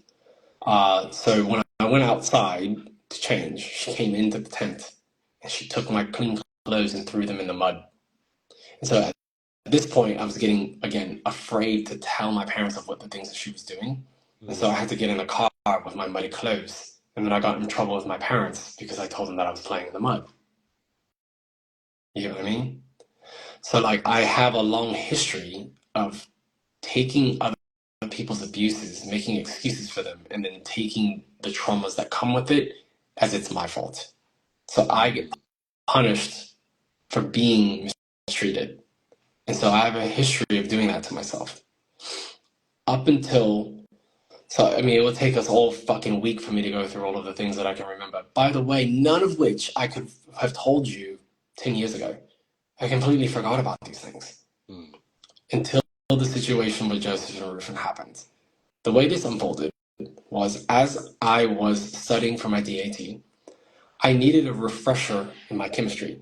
Chemistry is very application based. If you don't use it, you forget. And it had been a couple of years since I practiced it. So Rufin, my close friend who lived in Iowa, he was a chemistry tutor because he too studied to get into med school and he's now a doctor. So I was helping him with biology, he was helping me with chemistry. It worked. So I lived with him for 3 months. Joseph, our other close friend, so we were pretty much like a triad, if you will, right? Like we were all very close. It was the three of us. We were like best mates, right? So I was living out there, and then I was a week later. I was like, Joseph, why don't you come live with us? You don't have a job. We can figure all of this out on our own. Let's do it. He came, and he did. Three single young lads in Iowa City during the summer, college town. We were having the time of our lives, right? Of course, like I was talking to girls, such as Joseph, so on and so forth. But it came down to, Joseph, every single time he saw me speaking to someone, he would always have to kind of encroach on that. And I was, Stuff like that. yeah, and I was too afraid to rock the boat and to cause problems to say anything. It was one of those things where I just brushed it off and moved on to someone else. But then he would move on to that same person, right? But again, my way of dealing with it was to shut the fuck up, because when you're dealing with people who are manipulative, they're going to make it seem like you're making a big deal out of nothing when you're not. Does that make sense? So these are the type of people that I was dealing with, and I knew that, except what needs to be understood is that they were actually closer to each other than I was to either one of them. So I was, if anything, part of the crew, but I was the black sheep, if you will, right? So, and it showed because they had a much stronger loyalty towards each other. They always had these secrets between the two of them that I was not involved in. And that was fine for me because I don't fucking care anyway. But they always had some sort of like understandings and these nomenclatures. I just had no bloody idea what the hell they were talking about. And I didn't ask because I didn't care. But what happened is that I lived there from May till August of 2013. And I met a girl named Jess in August, about a week before I moved back to DC. Because I'd done with my studies, I was ready to take the DAT. So the DAT is the basically it's like the MCAT for med school, but it's for dental school. So I was ready to do that. I'm ready to take the MCAT. So I was like, I don't need to be here anymore. I love you guys and see you later. But like I told you, I met Jess before, had a great conversation, hung out, really liked each other, kept in touch, so on and so forth. So that was in August. August, I went to DC. We had an understanding. I know that she was moving over to Milwaukee to go to, she was going to be a PA, physician's assistant. So she kind of was also taking a lot of those med school classes that the first year med school students take. They all kind of are lumped in the same class, and then they branch off later on in later years. So her whole play was like, yeah, for sure. Like I know all of the med school staff, so on and so forth. So, I would love to introduce you to them, so on and so forth. So it made sense. It's like, yeah, let's keep in touch. We really liked each other over the course of the next few months. And we really hit it off. We got along just fine. I went and visited her in October. You know how that went down, right?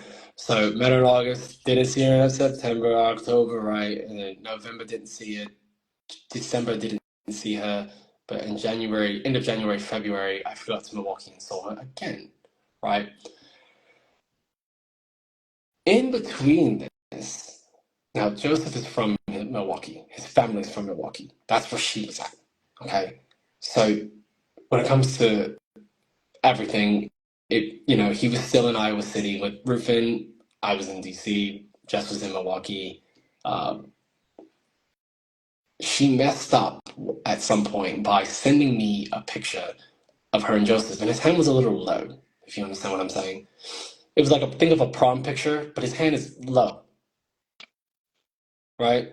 She sent it to me in her drunken stupor. She's like, look who came to visit. And Joseph didn't, first of all, tell me that he was doing that, but he used the guise of, I went to go visit family in Milwaukee and I just stopped by to say hi to Jess. So I saw that. And that's where, so do you know what happens if you were to touch, say so robins lay their nests low to the ground. Like a lot of times you can see the nest, you can touch it. But do you know what happens if you touch the eggs? If you see a robin's egg in the nest and you touch it, do you know what happens? They disown the baby. Say what? Do they disown the baby, the egg? That's Yeah. right. That's exactly right. If you touch it, your oils and your scent is now on the egg. So when the mom comes back and she smells it, she's like, "What the fuck is this? It's not my child anymore." She'll still Mm. sit on that child, but she won't feed it. So the eggs will hatch and the chicks just die. So Joseph touched my egg, if you will, right? In that picture, he touched my egg. And so that was enough for me to have a little bit of a, mm, that's where the red pill came, right? That's where picking the red pill made it easy for me. But this is before I knew anything was going on because I'm like, he probably didn't do anything, so on and so forth. I'm making all of these excuses for him and so on and so forth. But I was just like, look, you're in Milwaukee. I'm moving on to date somebody else, and that was that. It wasn't even really much of a conversation. We just stopped talking, Jess and I. I went and lived my life. Joseph and I, we all remained friends, not a problem at all. Now, fast forward. There was some drama with Joseph and Rufin, which never happens. And of course, they were keeping me out of the loop. They were saying things here and there, like I had some sort of understanding of who was who, but I didn't really understand or know the story. So we're all meeting up one day. At this point, I lived in Chicago. I was transferred to Chicago for work. Um, like I said, this is 2018. So I moved to Chicago a couple years prior, maybe a year or so prior to, I think 2017, October of 2017, we moved to Chicago. At this point, I'd been married since August of 2015. We just were about to have, or just had our second child. I can't exactly remember the dates, Mm. but we're all meeting. I'm living in Chicago. They're still living in Iowa City, so that's an easy 3.5 hour drive, right? We're 3.5 hours separated, so much easier for us to hang out. We spent the last almost 5 years not really seeing each other much because I was in DC and living in Italy, and so moving to Chicago was a big thing. So came out there, we hung out every other weekend or so, and there was some drama with Joseph and Rufin, and I didn't really I knew it was over a girl, but I didn't really know the details of it. Long story short, I knew very little, and we were out. Joseph and I were out at a bar. Rufin was coming down from Des Moines. He had moved to Des Moines at this time, so Joseph was still in Iowa City. That's right. Joseph was still in Iowa City. Rufin was in Des Moines. I was in Chicago. So we were all converging in Iowa City because that was more or less the midway point. Um, and Joseph and I are out. We're waiting for Rufin to get there. We're out having a good time. And all of a sudden, so I have very good hearing. And this is important to know because even if I'm in a club, I can hear you very well if you're talking to me, even if you're not next to me. So if you're at the other side of the bar and you're not even, if you're talking to someone else, I can look at you talking to someone else and then tune into you and hear you. So I have very, very good hearing. Don't know how I'm able to do that. It's more of a mental thing. I can kind of block out other noise and focus on you speaking. It freaks people out all the time. But what happened was is that Joseph was standing maybe, a meter or so to my left, and he pulls his phone out, and I don't think anything of it. I'm just looking around, people watching. And he mumbles under his breath saying, "Why is this chick calling me?" He didn't say it loud. There's a lot of loud music, but I can hear it. He says, "Why is this chick calling me?" And me just naturally, like, just hearing it and then looking over at him, I see this girl's calling him on his phone. Her name is Amy. Didn't think anything of it. Had no idea who this woman was. No clue. Joseph trots off, goes to have this conversation with Amy. And Rufin is now calling me. I'm like, okay, what's up? So I go outside, and he's like, hey, look, I've been trying to get a hold of Joseph to find out where you guys are at. So I'm almost there. So where are you? I'm like, yeah, we're at wherever we were. And he's like, where's Joseph? I was like, I don't know. He's on the phone with some girl named Amy. Hello? He's like, I'm here.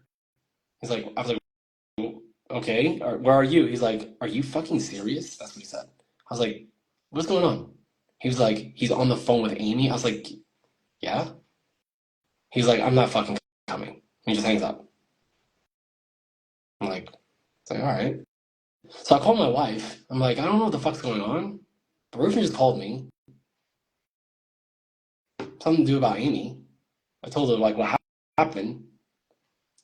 She's filled me in. She reminded me. She's like, Amy, I think, is the girl that they were arguing about. And I was like, oh.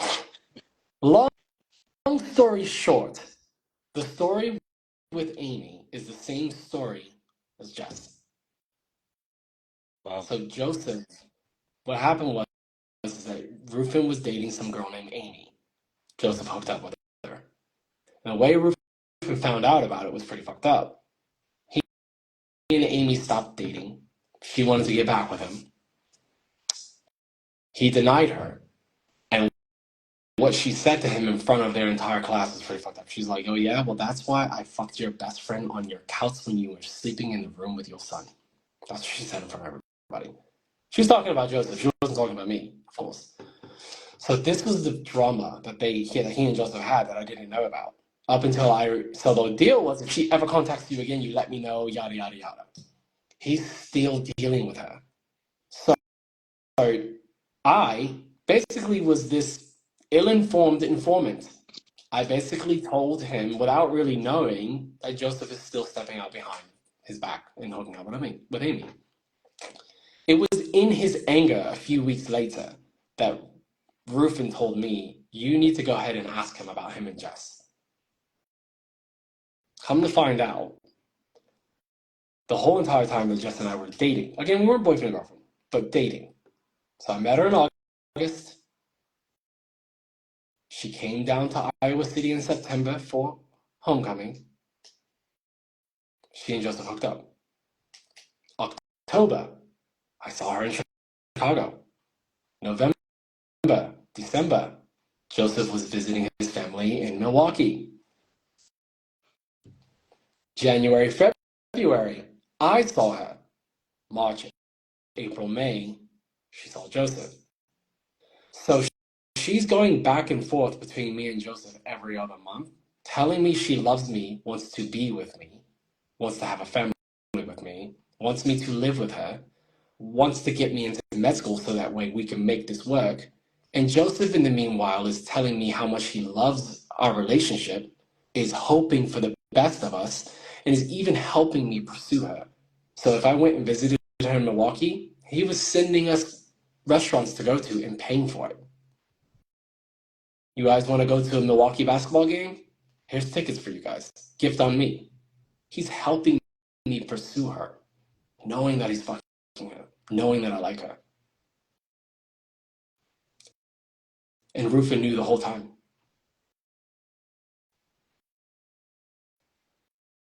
So that put me in a frenzy when I found that out. Even though I had actually obviously moved on. I had a wife and two children at that time. But still, what scared the living shit out of me is what I told you before. Is that had I taken that blue pill, I would be just your regular statistical black man. Divorced, with a baby mama, with children that may or may not even be mine. that scared the living shit out of me, bruv. That I was that close to being that. All because the two people who I loved and trusted the most decided to betray me. And in all of that, Rufin still to this day is friends with Jess. Now, talk about loyalty. He, if I was like Rufin, he still wouldn't know about Amy and Joseph. Does that make sense? If I was like Rufin, then I wouldn't have told him about Amy. Wow. Does that make sense? Yeah, that So makes perfect sense. 100%, he because he didn't say benefited, anything to you about what was going he on. benefited from me not being like him, and still remained loyal to the woman who betrayed me. Hmm. So, but that's his choice. He is totally okay with making that. But that is what put me into the state that I'm in. It stressed me out so much that it put me in a coma for 4 days. And when I woke up, I was a completely different person. Hmm. And having to work that out with your wife and your children and your parents, and not understanding some of the memories that you're having. All of a sudden, I'm having dreams of which are really memories of me growing up in the UK. And I've had to pay homage to the schools that I went to there. I've gone and visited. Like, I remember it like it was my life. Like, I have memories of me growing up in the UK and I've never even been there. Like, I know where I went to secondary school. I know who some of my teachers were. I went to St. Paul, which is funny because I went to Paul VI in Virginia, actually. But there's another school called St. Paul in Barnes, London. It's right off Lyonsdale Road. I know Piccadilly Circus, and I've never even been there. I can see it. Like, I can navigate the whole bloody thing. If you pulled Yeah. up Google Maps, I can tell you what's around the corner. I've never even been there. Hmm. Your life, this part of your life, reminds me of a show. Have you ever seen a show called Travelers? No. Oh man, you should check that out. For those in the audience that'll be watching this later, they'll understand exactly what I'm talking about. I'm not going to go into a big explanation of it, but basically, these people, uh, in their last minute of life, right before they're able to fully die, another thing comes into their body and takes over it, and then the other version, lives out their life. Right. And these are people from the future. It's a real Yeah, crazy show. that sounds very interesting. And a lot of people have talked to me about that from like a spiritual level of, you even asked the question, or you didn't ask the question, but you did make a comment about your purpose in life. Hmm. And uh, the truth is that, we all asked to be here. I'm here in this body with this energy. Why? Streams of consciousness is a conversation in and of itself. Why am I me and not you? Right? Why am I not in your body? I'm in this one. Why am I aware that I'm alive? Well, it's because I'm a spirit in a physical body, right? So that spirit is playing out parts of its purpose for me, right? And Hmm. there's something that I've had to go through in order for this spirit to get their closure, maybe. I don't know what you want to call it. I'm still working through it. I'm still trying to learn myself. But I suddenly had all of these memories of my former past that I thought I forgot about. So all of the atrocities that I swept under the rug came back clear as day. Except I had a very different perspective of it. And now I'm like looking to fight it. So this is where I was diagnosed with PTSD. Um, and I was then diagnosed with a couple other diagnoses, which is now just lumped into acquired savant syndrome. So it was DID, which is dissociative identity disorder, Hmm. um, Hmm. PTSD, DID, but then I have foreign accent syndrome as well as foreign language syndrome. So after I awoke, um, I was able to speak multiple languages. So this is partially why I moved to Europe, because I'm just trying to figure out what the fuck is going on with me. So for me, je parle très bien français, je n'ai pas un problème avec ça. J'ai passé les mots avec mes fils en français. Je sais pas, je comprends le langue très bien maintenant, mais avant que ça, c'est extrêmement difficile pour moi. Ich kann ein bisschen Deutsch sprechen, das ist sehr einfach für mich auch. Ich lebe in München jetzt. Wow. Je parle italiano, parle bene. Ho vissuto in una città piccola 45 minuti in nord di Venezia. Perdono la precisai. Quick, So, quick question. Is yeah, internal dialogue complex for you? Like, what does that look like for you, internal dialogue? Because I think we all have, like, I have an internal voice, you know what I'm saying? right, The right. voice like, yo, don't do this. You might want to think about this. And sometimes it can be very negative, or sometimes it can be positive. But Yeah, so I've got obviously the devil on this side and the angel on that one. I look at it as really my intuition, who I listen to now. Before I didn't. So mm, before my intuition, I would ignore, and I mm, think the person you're seeing now is my intuition. mm. How would you describe both personalities in your words? One is trusting, the one is the other one is non-violent. The other one's the complete opposite. Um, he's not here right now, to be honest with you. I know I went by Arkhein because I was hoping that he would show up here, but my name is actually Sean, and that's okay for me to say that. I still have the accent, but my other personality, he's not. I guess he trusts you or trusts me to have this, but any hardcore decision making, he'll flip me in a switch. So if there's somebody that he does not trust. I'm a completely different person. Half the time I don't even remember the shit that I said.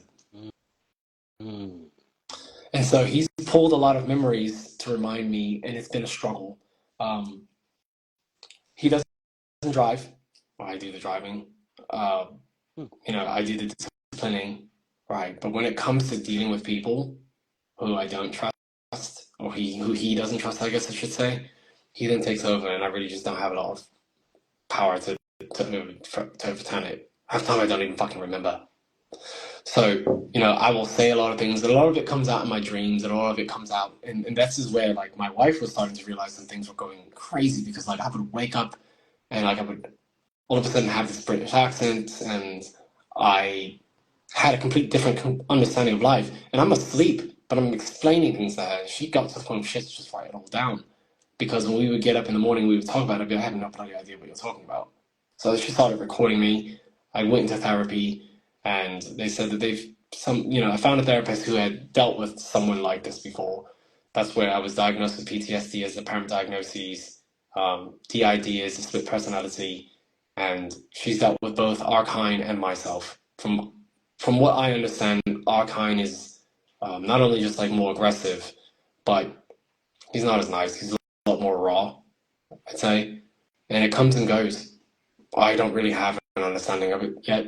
I'm still trying to, but what he has done is taken away a lot of my emotions. I used to be quite emotional, I'd say, and I used to lead with that sometimes. And at this point in my life, I just don't have that anymore, which is not good either. I could offend you very easily, Troy, and I wouldn't even understand why you're upset. And it comes out in movies all the time. Like if I'm watching a movie, I'm like, yeah, I understand his daughter died, but why is he crying? mm, I understand that she was just viciously murdered, but I don't understand why he's sad, right? And so I've had to learn how to. So there's a doctor called Paul Ekman, and he is known for micro expression learning. So I am very good at looking at someone's face mhm, and reading that to understand what their emotions are. But mhm, that took practice, right? I don't naturally have that anymore. Whereas I used to. I used to be able to look and be like, okay, he's sad. I was able to label that. Now I look at you, I'm like, what is going on? I don't. And so what I have to do is I have to go back to a memory of when I looked like that, and I'm like, oh, okay. So I remember when I looked like this, and it's because this happened to me. So he's sad, right? But there's a delay, right? I've got to go through all of that, and that's something that has really been absolutely mind blowing to me and a lot of other people is that my memory is absolutely insane. I have mhm, memories from like when I was 3, 4. I remember everything now, except for the stuff he doesn't want me to remember. So when you ask me a question earlier, and I was like, I don't fucking know, bruv. I can't remember how things were back then and pertaining to that question. I can't remember the exact question, but um, he lets me remember what he wants me to remember. And oftentimes it's used in a way to keep me from being too soft on others. I used to be the type of person who was harder on myself than I was on others. I'm the complete opposite now. Like, I hold a high bar for other people, very, very high. And so that's all what happened in a nutshell. I'm still trying to figure it out and understand what exactly happens to me, but I've learned to accept it. For a while, I was in speech impediment classes to get rid of the accents, and it's worked some. It's not quite as strong as a British accent as what I used to have when I first started this. Um, I've somewhat gone back to like my American nomenclature. I hang out with American friends, so on and so forth, who teach me a lot, and I try to mimic their personalities. Oh, I'm sorry, their accents a little bit. Um, Yo, B was good. right, I do. I try my absolute best, but it's relatively shite to be honest with you. It's not very good, but um, so that was a very long way of answering your question, which was Well, what oh, about how would this? you describe? Well, you answered the beginning, which was how did this come into play? But then we also went into how would you describe both personalities, which was amazing. But I wanted to switch the palette a little bit and talk about something that could be related to this and how people perceive it. You know, imperfections was something that you spoke about within your bio. And I want to say, what is the beauty amongst our imperfections as human beings? What is the beauty about the imperfections that both me, you, and everyone else possesses, Yeah, to be honest? I tell people all the time that I'm perfectly imperfect, perfectly imperfect. Hmm. Uh, Reason being is because it gives you a purpose to fulfill your purpose. I Mm, mean, we're all on a journey here, right? If you already know everything, then what the fuck are you here for? facts. um, what is an imperfection you still work on to this day that you think is an imperfection that you're like outside of what you just described with the personalities, but something that you're like, hey, you know what? I'm willing to change this all the way. What does that look like? So it's funny, you kind of just touched on it a little bit, and you said you used an analogy before, an example, and that was Hulk. That's exactly what that's exactly what that's exactly what I've been dealing with. Um, you've got Bruce Banner, and then you have the Hulk. Hmm. And so, what I've been trying to do, my mission has been to. So, anybody who knows the comics of Hulk, they understand that at some point, the Hulk was the Hulk, but he was at peace.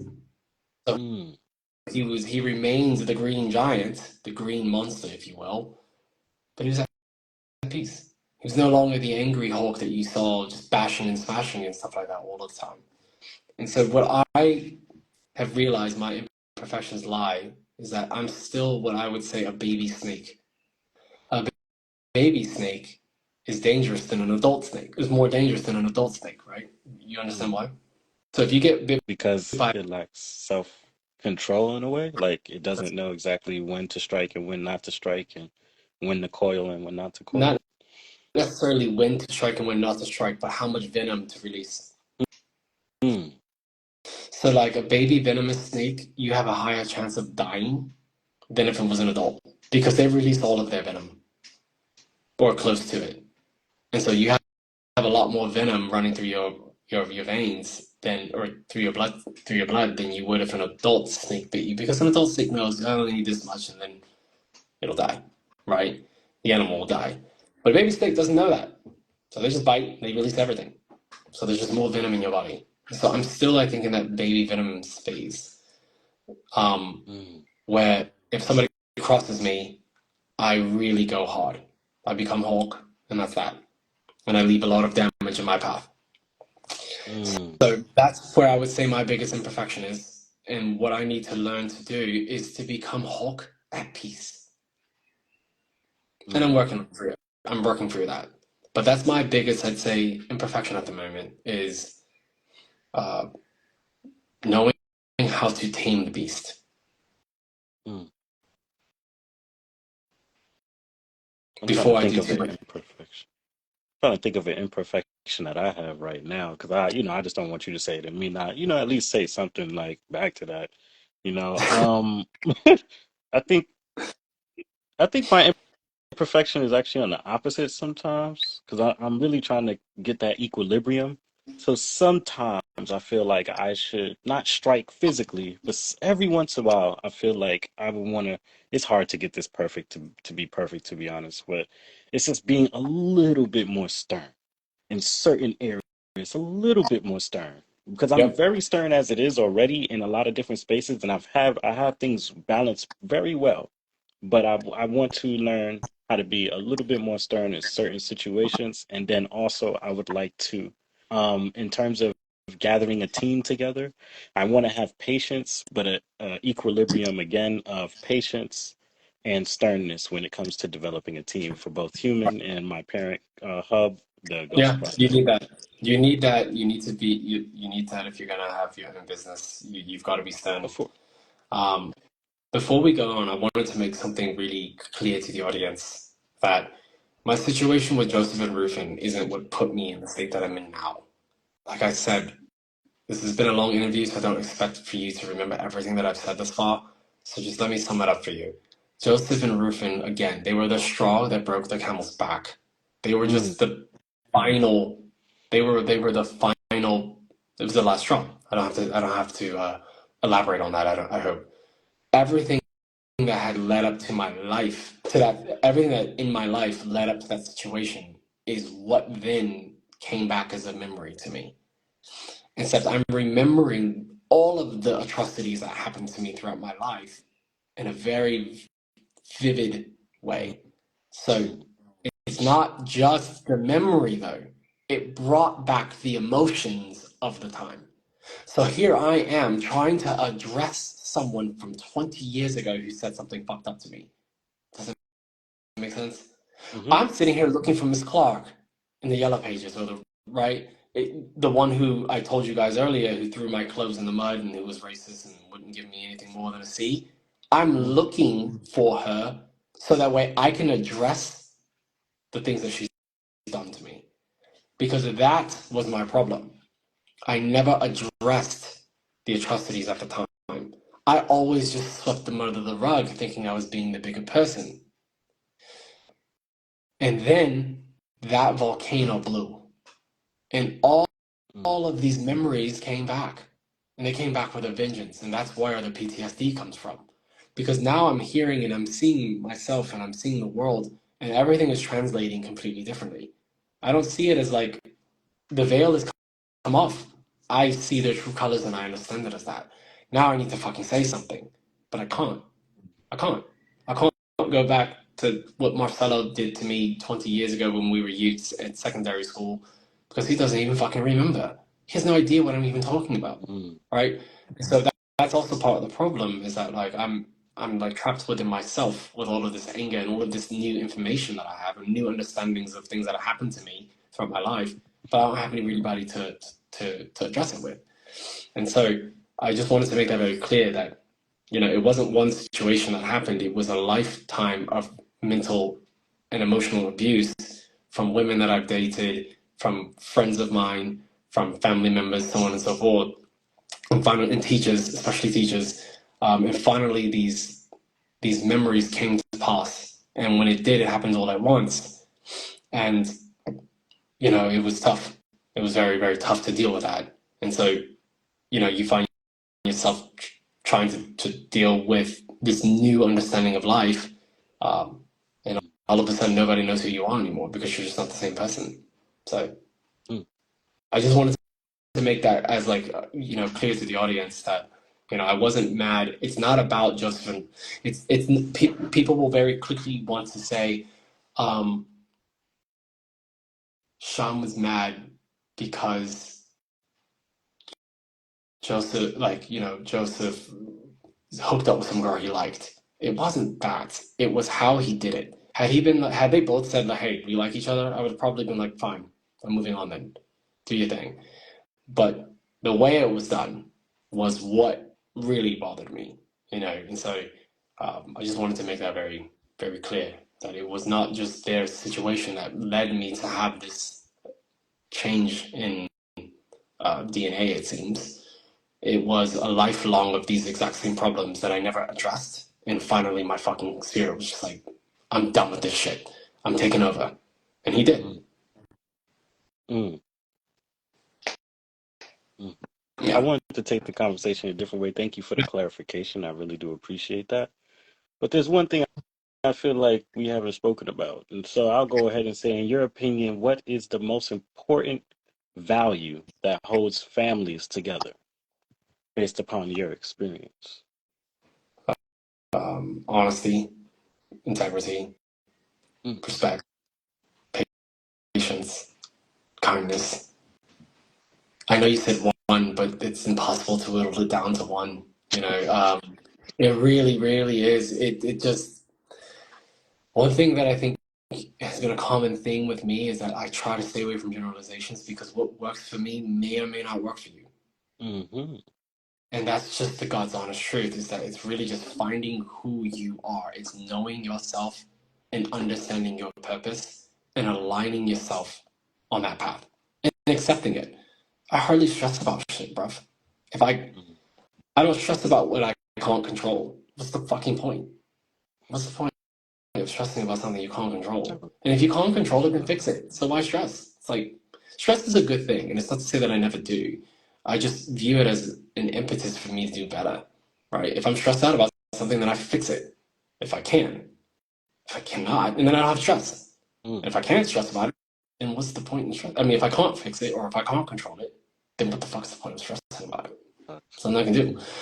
So I have learned that more than anything else. I know you're asking, I know I'm giving you answers that you probably were not expecting, but the truth is I try to stay away from generalizations when I'm speaking to people because my life is different than everybody else's life and vice versa. mm-hmm, And if I tell people, and you see all of these influencers out here with all of the answers. They don't. mm-hmm, Like, mm-hmm. Oh man, especially influencers, people who thought give leaders. advice. Yeah, exactly. Especially people who give advice on children. Children are the humans are complex. There are no Yes. basic fucking principles. That's just the God's honest truth. You, you will hear all of these people online telling you how to raise your child. Yeah, sure. It may work for them.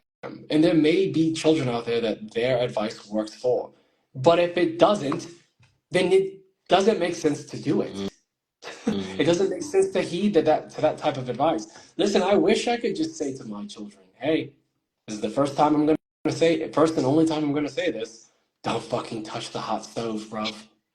I wish I could just say that, and then it works, but it doesn't. So when these influencers are online being like, "Never raise your voice at your children because it causes all types of trauma," blah blah blah blah. Well, so does a burnt hand, bro. And Mm-hmm. sometimes, unfortunately, that's the lesson that they need in order to never fucking touch the hot stove. It's harsh, and but sometimes people need that. I was always the type of kid that you had to tell me 1,000 times and smack me upside the head. Some people would say you should never hit a child. Yeah, I would agree if that child it's not necessary for that child. But I was the kind of kid, I was a roughneck kid, and I needed the physicality. That Mm, was just me. So with my parents, and I loved them for it. I needed that. They tried 1,000 times to use their words, and I didn't listen. mm, They put me in my room and they spanked me, and then I listened. So, that's just how it is. Like, if you have a child, if you listen to an influencer and it works on your child, great. But there may come a time when it doesn't. And then what are you going to do? You have to mm, adjust. So I try to stay away. Your questions are very good questions, and I'm probably giving you the shittiest answers of anybody mm. right? But No, no, no. the Listen, there have been interviews that didn't make the cut. It's very rare. But I've had around 3 interviews in about maybe 100 interviews I've done, 105 roughly, that didn't make the cut. But it's not one of them. You're this. I appreciate you, Rob. No, I appreciate. I'm just trying to give you the best, the most honest answers that I possibly can. I can act like I'm an expert, but the truth is I'm only an expert in my household, and even then I'm still learning. So who am I to tell you how to raise your children? Obviously, I have my own boundaries as well. If I see you smacking the fuck out of your little girl and your guy, it's like, hey, look, you could do these things, but understand that she's gonna get used to that type of behavior, and other men are gonna do that, and she's not gonna find a problem with it. So, Mm. but I'm only giving you that if you ask me, you know, and if it's something that I really find egregious and I disagree with, I just dissociate myself from that person because I just don't want to be around it. But I very, very much try to be careful with life advice in giving that to people Hmm. because we all have a path. And so the best thing that I can tell you, honestly, audience, is figure out who you are, love yourself for being that person, become a better person of who you're supposed to be. Try your best not to compare yourself to other people, except to compare yourself to who you were yesterday and how you can be better today and tomorrow than you were today, right? So Mm. compete with yourself, compete with yourself, and not necessarily other I wanted people. to say that, oh man, this is, it's on the tip of my tongue. I can't even remember right now. It just slipped out of my mind. Oh, oh, this is it. So people, right? They tend to speak in absolutes, which always made me feel weird. Me and one of my friends, we actually stopped being friends partially because of that. He always spoke in absolutes, and I always did suggestive speaking. I Right, speak within suggestion because I know that I absolutely don't know anything absolutely, right? right, Because there's always new information coming into play. right, There's always a different way to do things, and what I'm telling you to do may not fit you. That's like somebody trying to tell me how to run human. Human is a very, if I can say so myself, kind of rare platform, right? I don't see too many other people with that. That's why I have to do my own research as to how I'm going to get it to where I want it to be, right. right? But I'm not afraid to listen and be like, hey, that may work, and then try it a little bit, but it's not guaranteed to work for me, right? Mm-hmm. So, but one thing I want to ask was, how would you describe the ebb and flow of love in a relationship that has spanned 10 years plus? What keeps the relationship going, Oh, we with you never, and we your wife? yeah, we never stop dating. We're going out next week. I'm sorry, this weekend. We're going out. We go out all the Oh, time. Um, we respect each other. We stay healthy for each other. I stay in the gym. I got to make sure I look good for my wife. She does the same thing. We had that. Like we basically we uphold we set our values and we uphold that. And that's that. You know, there's no infidelity between the two of us. It's not even really a thought. But you know, you really never know what your spouse is doing outside of that. But that's where trust and integrity comes in. It's not something that I fucking stress about. If she wants to go and do everything, that's her prerogative. She knows what the boundaries are. She knows the consequences of that. Just as do I. We're both adults. It's just having that trust, but then also finding ways to stay in love with each other, right? Because I am not the same bloody person that she married. mm, And so she has also had to change, right? Because we were here, but then I moved. I mean, I'd be off screen if I put it, but you get it. I moved over here, so then she had to also create a balance, right? So the balance is always changing. It's like waves, and it's just about staying on that wavelength with each other. And so that's really obviously we have our ups and downs. Every relationship does, and they should. That's where growth comes in. But mm, I'd rather fight with her than to be with someone else. Makes respect. I respect that. It's not like nowadays, these young couples, they be jumping ship real fast. No iceberg hit the Titanic. Now, yeah, it's just a small little yes. ice block, and they're like, "Oh, I gotta go." Yes. um, what has being a father taught you about being a man? I have asked this question in previous interviews, and people have dodged it accordingly. Feel free to answer it. It's all up to you. I love the question, and I very much appreciate you asking. So for me, it's a little bit more clear because I've got three boys, right? Mhm. So I have to be, I don't want to say alpha, not that I mean that, but I have to raise them with an iron fist to some degree. What does that mean to be a man? Well, that means that like I'm providing and I'm protecting them and my wife, and I'm showing them integrity through that, right? So they see the way that I treat their mother. Um, they see how much I cherish her. They see how, like we're not shy about arguing, right? We want to not. necessarily shy away from that, but the important part is we want them to see how we make up, right? So if we have an argument and they hear it, it's most important to us that they see how we rectify that situation, how we learn how to get along even though we disagree with each other. So all of Mm, these learnings have helped me to understand that as a man, my job is really to lead this family, to protect my wife and my children, and I will die if I have to do that. That's my purpose among many. We have our own structure of gender specific roles that we just naturally fall into, but neither one of us force each other to do something that we don't want to do. Like if my wife likes cooking, if she didn't, I'd cook. I like cooking too, so we both cook. But she just cooks more than I do. I like taking the kids to school. My wife likes taking the kids to school too, but I do it the most because I kind of just fall into that role. I take the trash out when things need to be fixed. I do it. Anything with a cars or anything like that, I take care of that. Even down to where I don't even let my wife pump, I don't even let her put petrol in the tank because of she was accosted by some individuals when she was putting petrol in the tank when we were living in Chicago. So since then, she's never really had to do it. I just take care of it. She, on the flip side, helps me out with supporting me with my endeavors, like with my businesses, so on and so forth. She's been a strong support of that. mm, She helps me keep the house clean. She's very feminine. She helps me out with like her roles that she loves to do. And so in raising kids, that complicates that a little bit because that adds in extra layers of now, things that she has to do, like make sure their clothes are ready, make sure their food's ready, so on and so forth. You get it?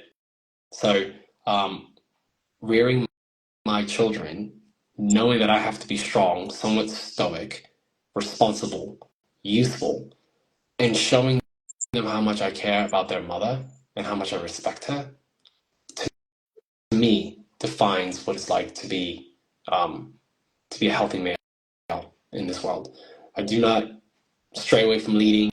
That doesn't mean that everything that I say goes, but it just means that, I am the primary disciplinarian of the two, and I have to be because I'm dad. I mean, they mm, just don't listen like how they do with me. That's just the truth. Like, with me, it's a lot easier. I tell them not to do something, they don't fucking do it. Mom's got to tell them 16 times. If they disrespect mom, I'm right there, but believe you me, right? Like, I'm right in the face and letting them know that this is absolutely not okay. Why aren't you speaking to me like that? You think you can speak to me mm, like that? Say it to me. Say it, mm, right? That's my job. That's my job, is to uphold that aggression, to uphold that hierarchy of you will respect your mom or you'll be hearing from me, bruv. mm, But time, at the same time, being a man, I have to also explain to my wife that I'm not always going to be there. All right, I travel a lot for work. If I just want to go fuck off and hang out with my mates, and you're telling the kids to go to bed and they don't listen, you've got to learn how to get that done without me, right? So this is also part of the leadership. Again, mm, delegating. I'm not always going to be there, and I don't like to micromanage. And I think most good men say that. mm, For mm. So if I've talking got, about, go ahead. yeah, but if I've got to micromanage you, then there's something wrong with me, and I put you in the wrong spot. Mm, mm. You remind me of a thing that I learned in business on my own accord is playing into people's strengths, like putting them in a position where it plays into their strengths, which then avoids you having to micromanage them. That's right. One thing I want to ask, I have at least two more questions and then we're going to bring it to a close. But the first question I have, this is definitely towards the kids in general around the world, is what is something you hope to see in the generations to come, especially with you having three boys that you are raising in this world? Um, Look, these are all very good questions, none of which I had any, privy to prior to them. So I'm doing my best to answer them off the top of my head. No problem. Um, right now, I'm just going to be completely candid with you. There's a lot of confusion, at least in the United States, I'm seeing of what a man and a woman actually is. Being a man of science, I'm a very XXXY type of person. And that's that. Like, I'm not down with this. I don't even know what the fuck there is anymore. Like, I have no clue what there. Like, I have no idea. So, yeah, GBQXTFFZ. I have no clue. Anyway, you get my point. I don't know, and I don't mean any disrespect with that. I don't. I think things are getting a little bit too crazy, and I wish that we can come back to a better understanding of science and in trusting that there are three genders really. Yeah, There's yeah, XX, there's XY, and then there's a intersex, right? hermaphrodite. Yes. Correct. Yep. Exactly. And then there's intersex, but those are very rare. It's very, very rare. And so we can't necessarily base our society off of the 0.0001%. That doesn't mean that we cannot have classifications or specifications for people who are intersex. They're people, right? Absolutely. But to base an entire world or society off of 0.100,000 of a percent of people who have graced this earth doesn't necessarily make sense to me. So I hope that we can do a better job of understanding the importance that men and women are different, but that doesn't make one better than the other. We complement each other. Right? There are certain strengths that my wife has that trump mine. Right? She is a hell of a lot more emotionally in tune with herself than I am, especially now. But she always has been. She's got strengths in areas that I just don't have, like her intuition, for instance. I know they say a woman's intuition's, always right. I don't know if I agree with that either, because my whole response to that is like, yeah, I was actually, this is kind of a little bit off to the side, but I've got to laugh. I've got to laugh for you all.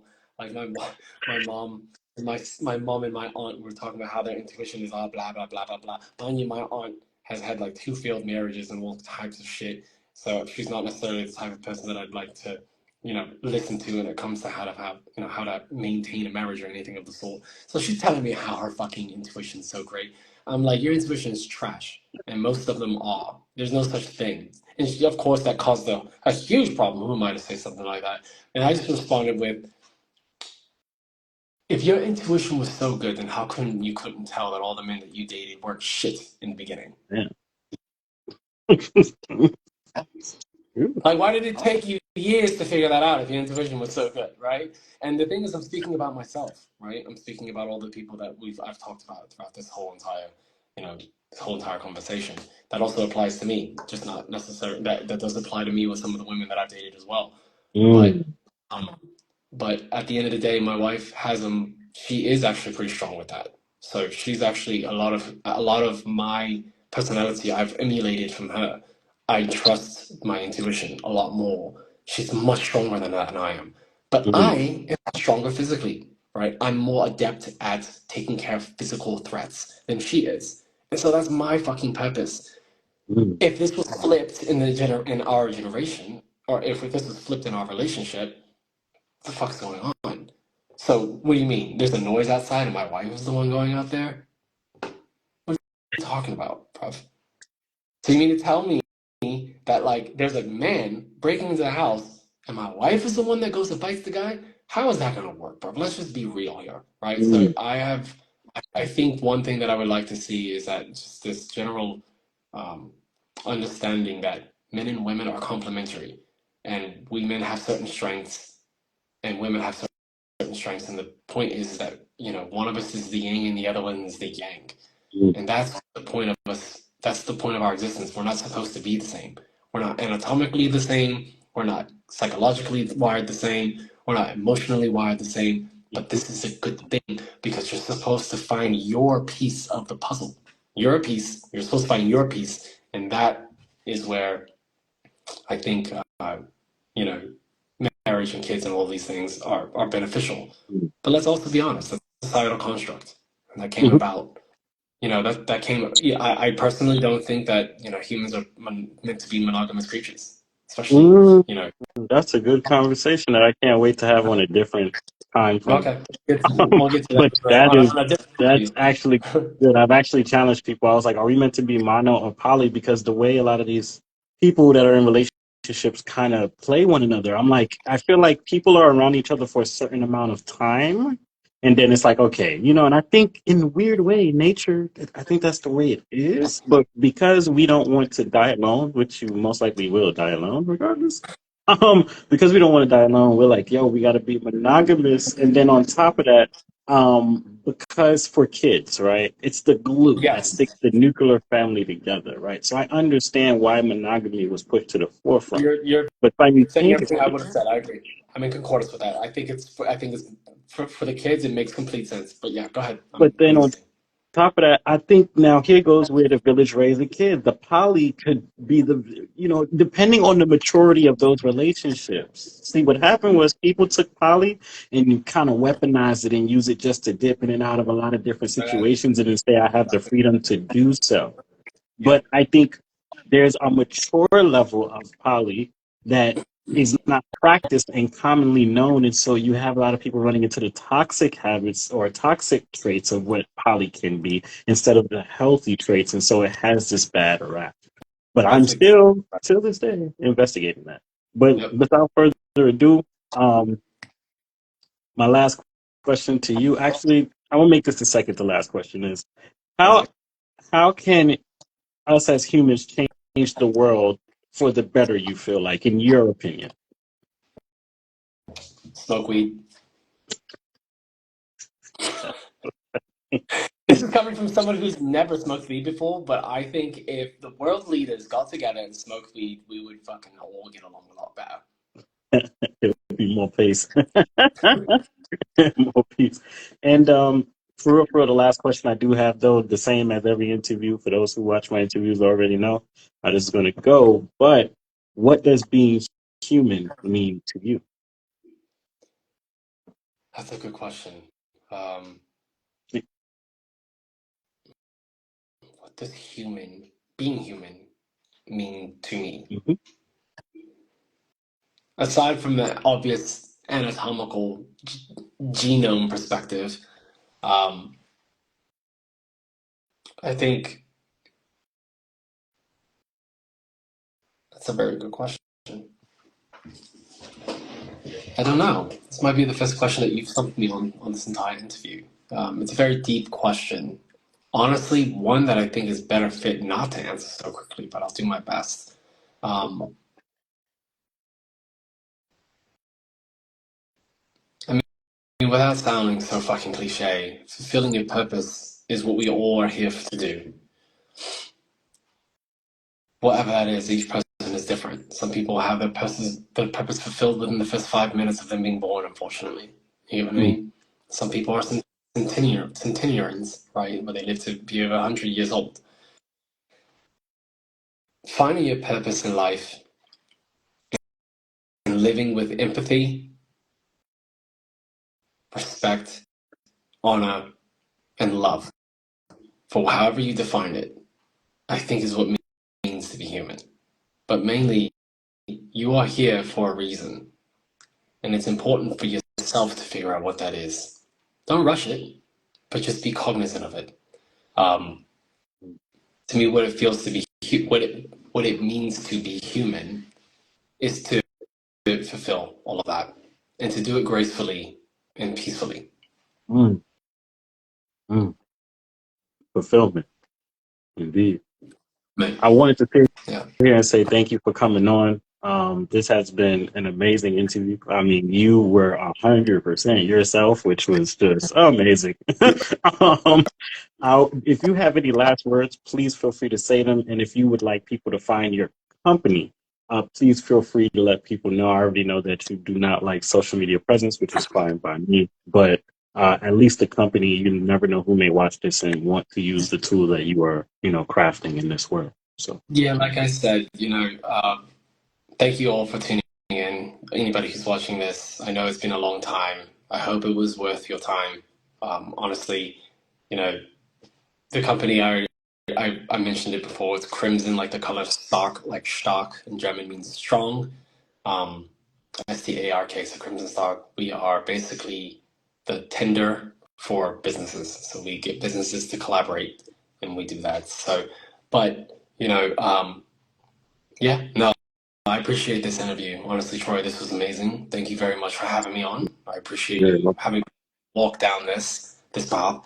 Only a few people have ever really heard this story, so even the viewers will be able to. And I hope you guys enjoy that. So, That's my final closing thoughts. Thank you for those who've waited this long and seen it through, and thank you for giving me the time of day, Troy. Oh, thank you very much. I appreciate you 100%. I will be in contact. And to those who watch this on a regular and to those who are new, I just want you to remember that authenticity is the way, integrity is the key. But in the end of the day, we are all human. Have a good night, everyone, and I will see you soon, my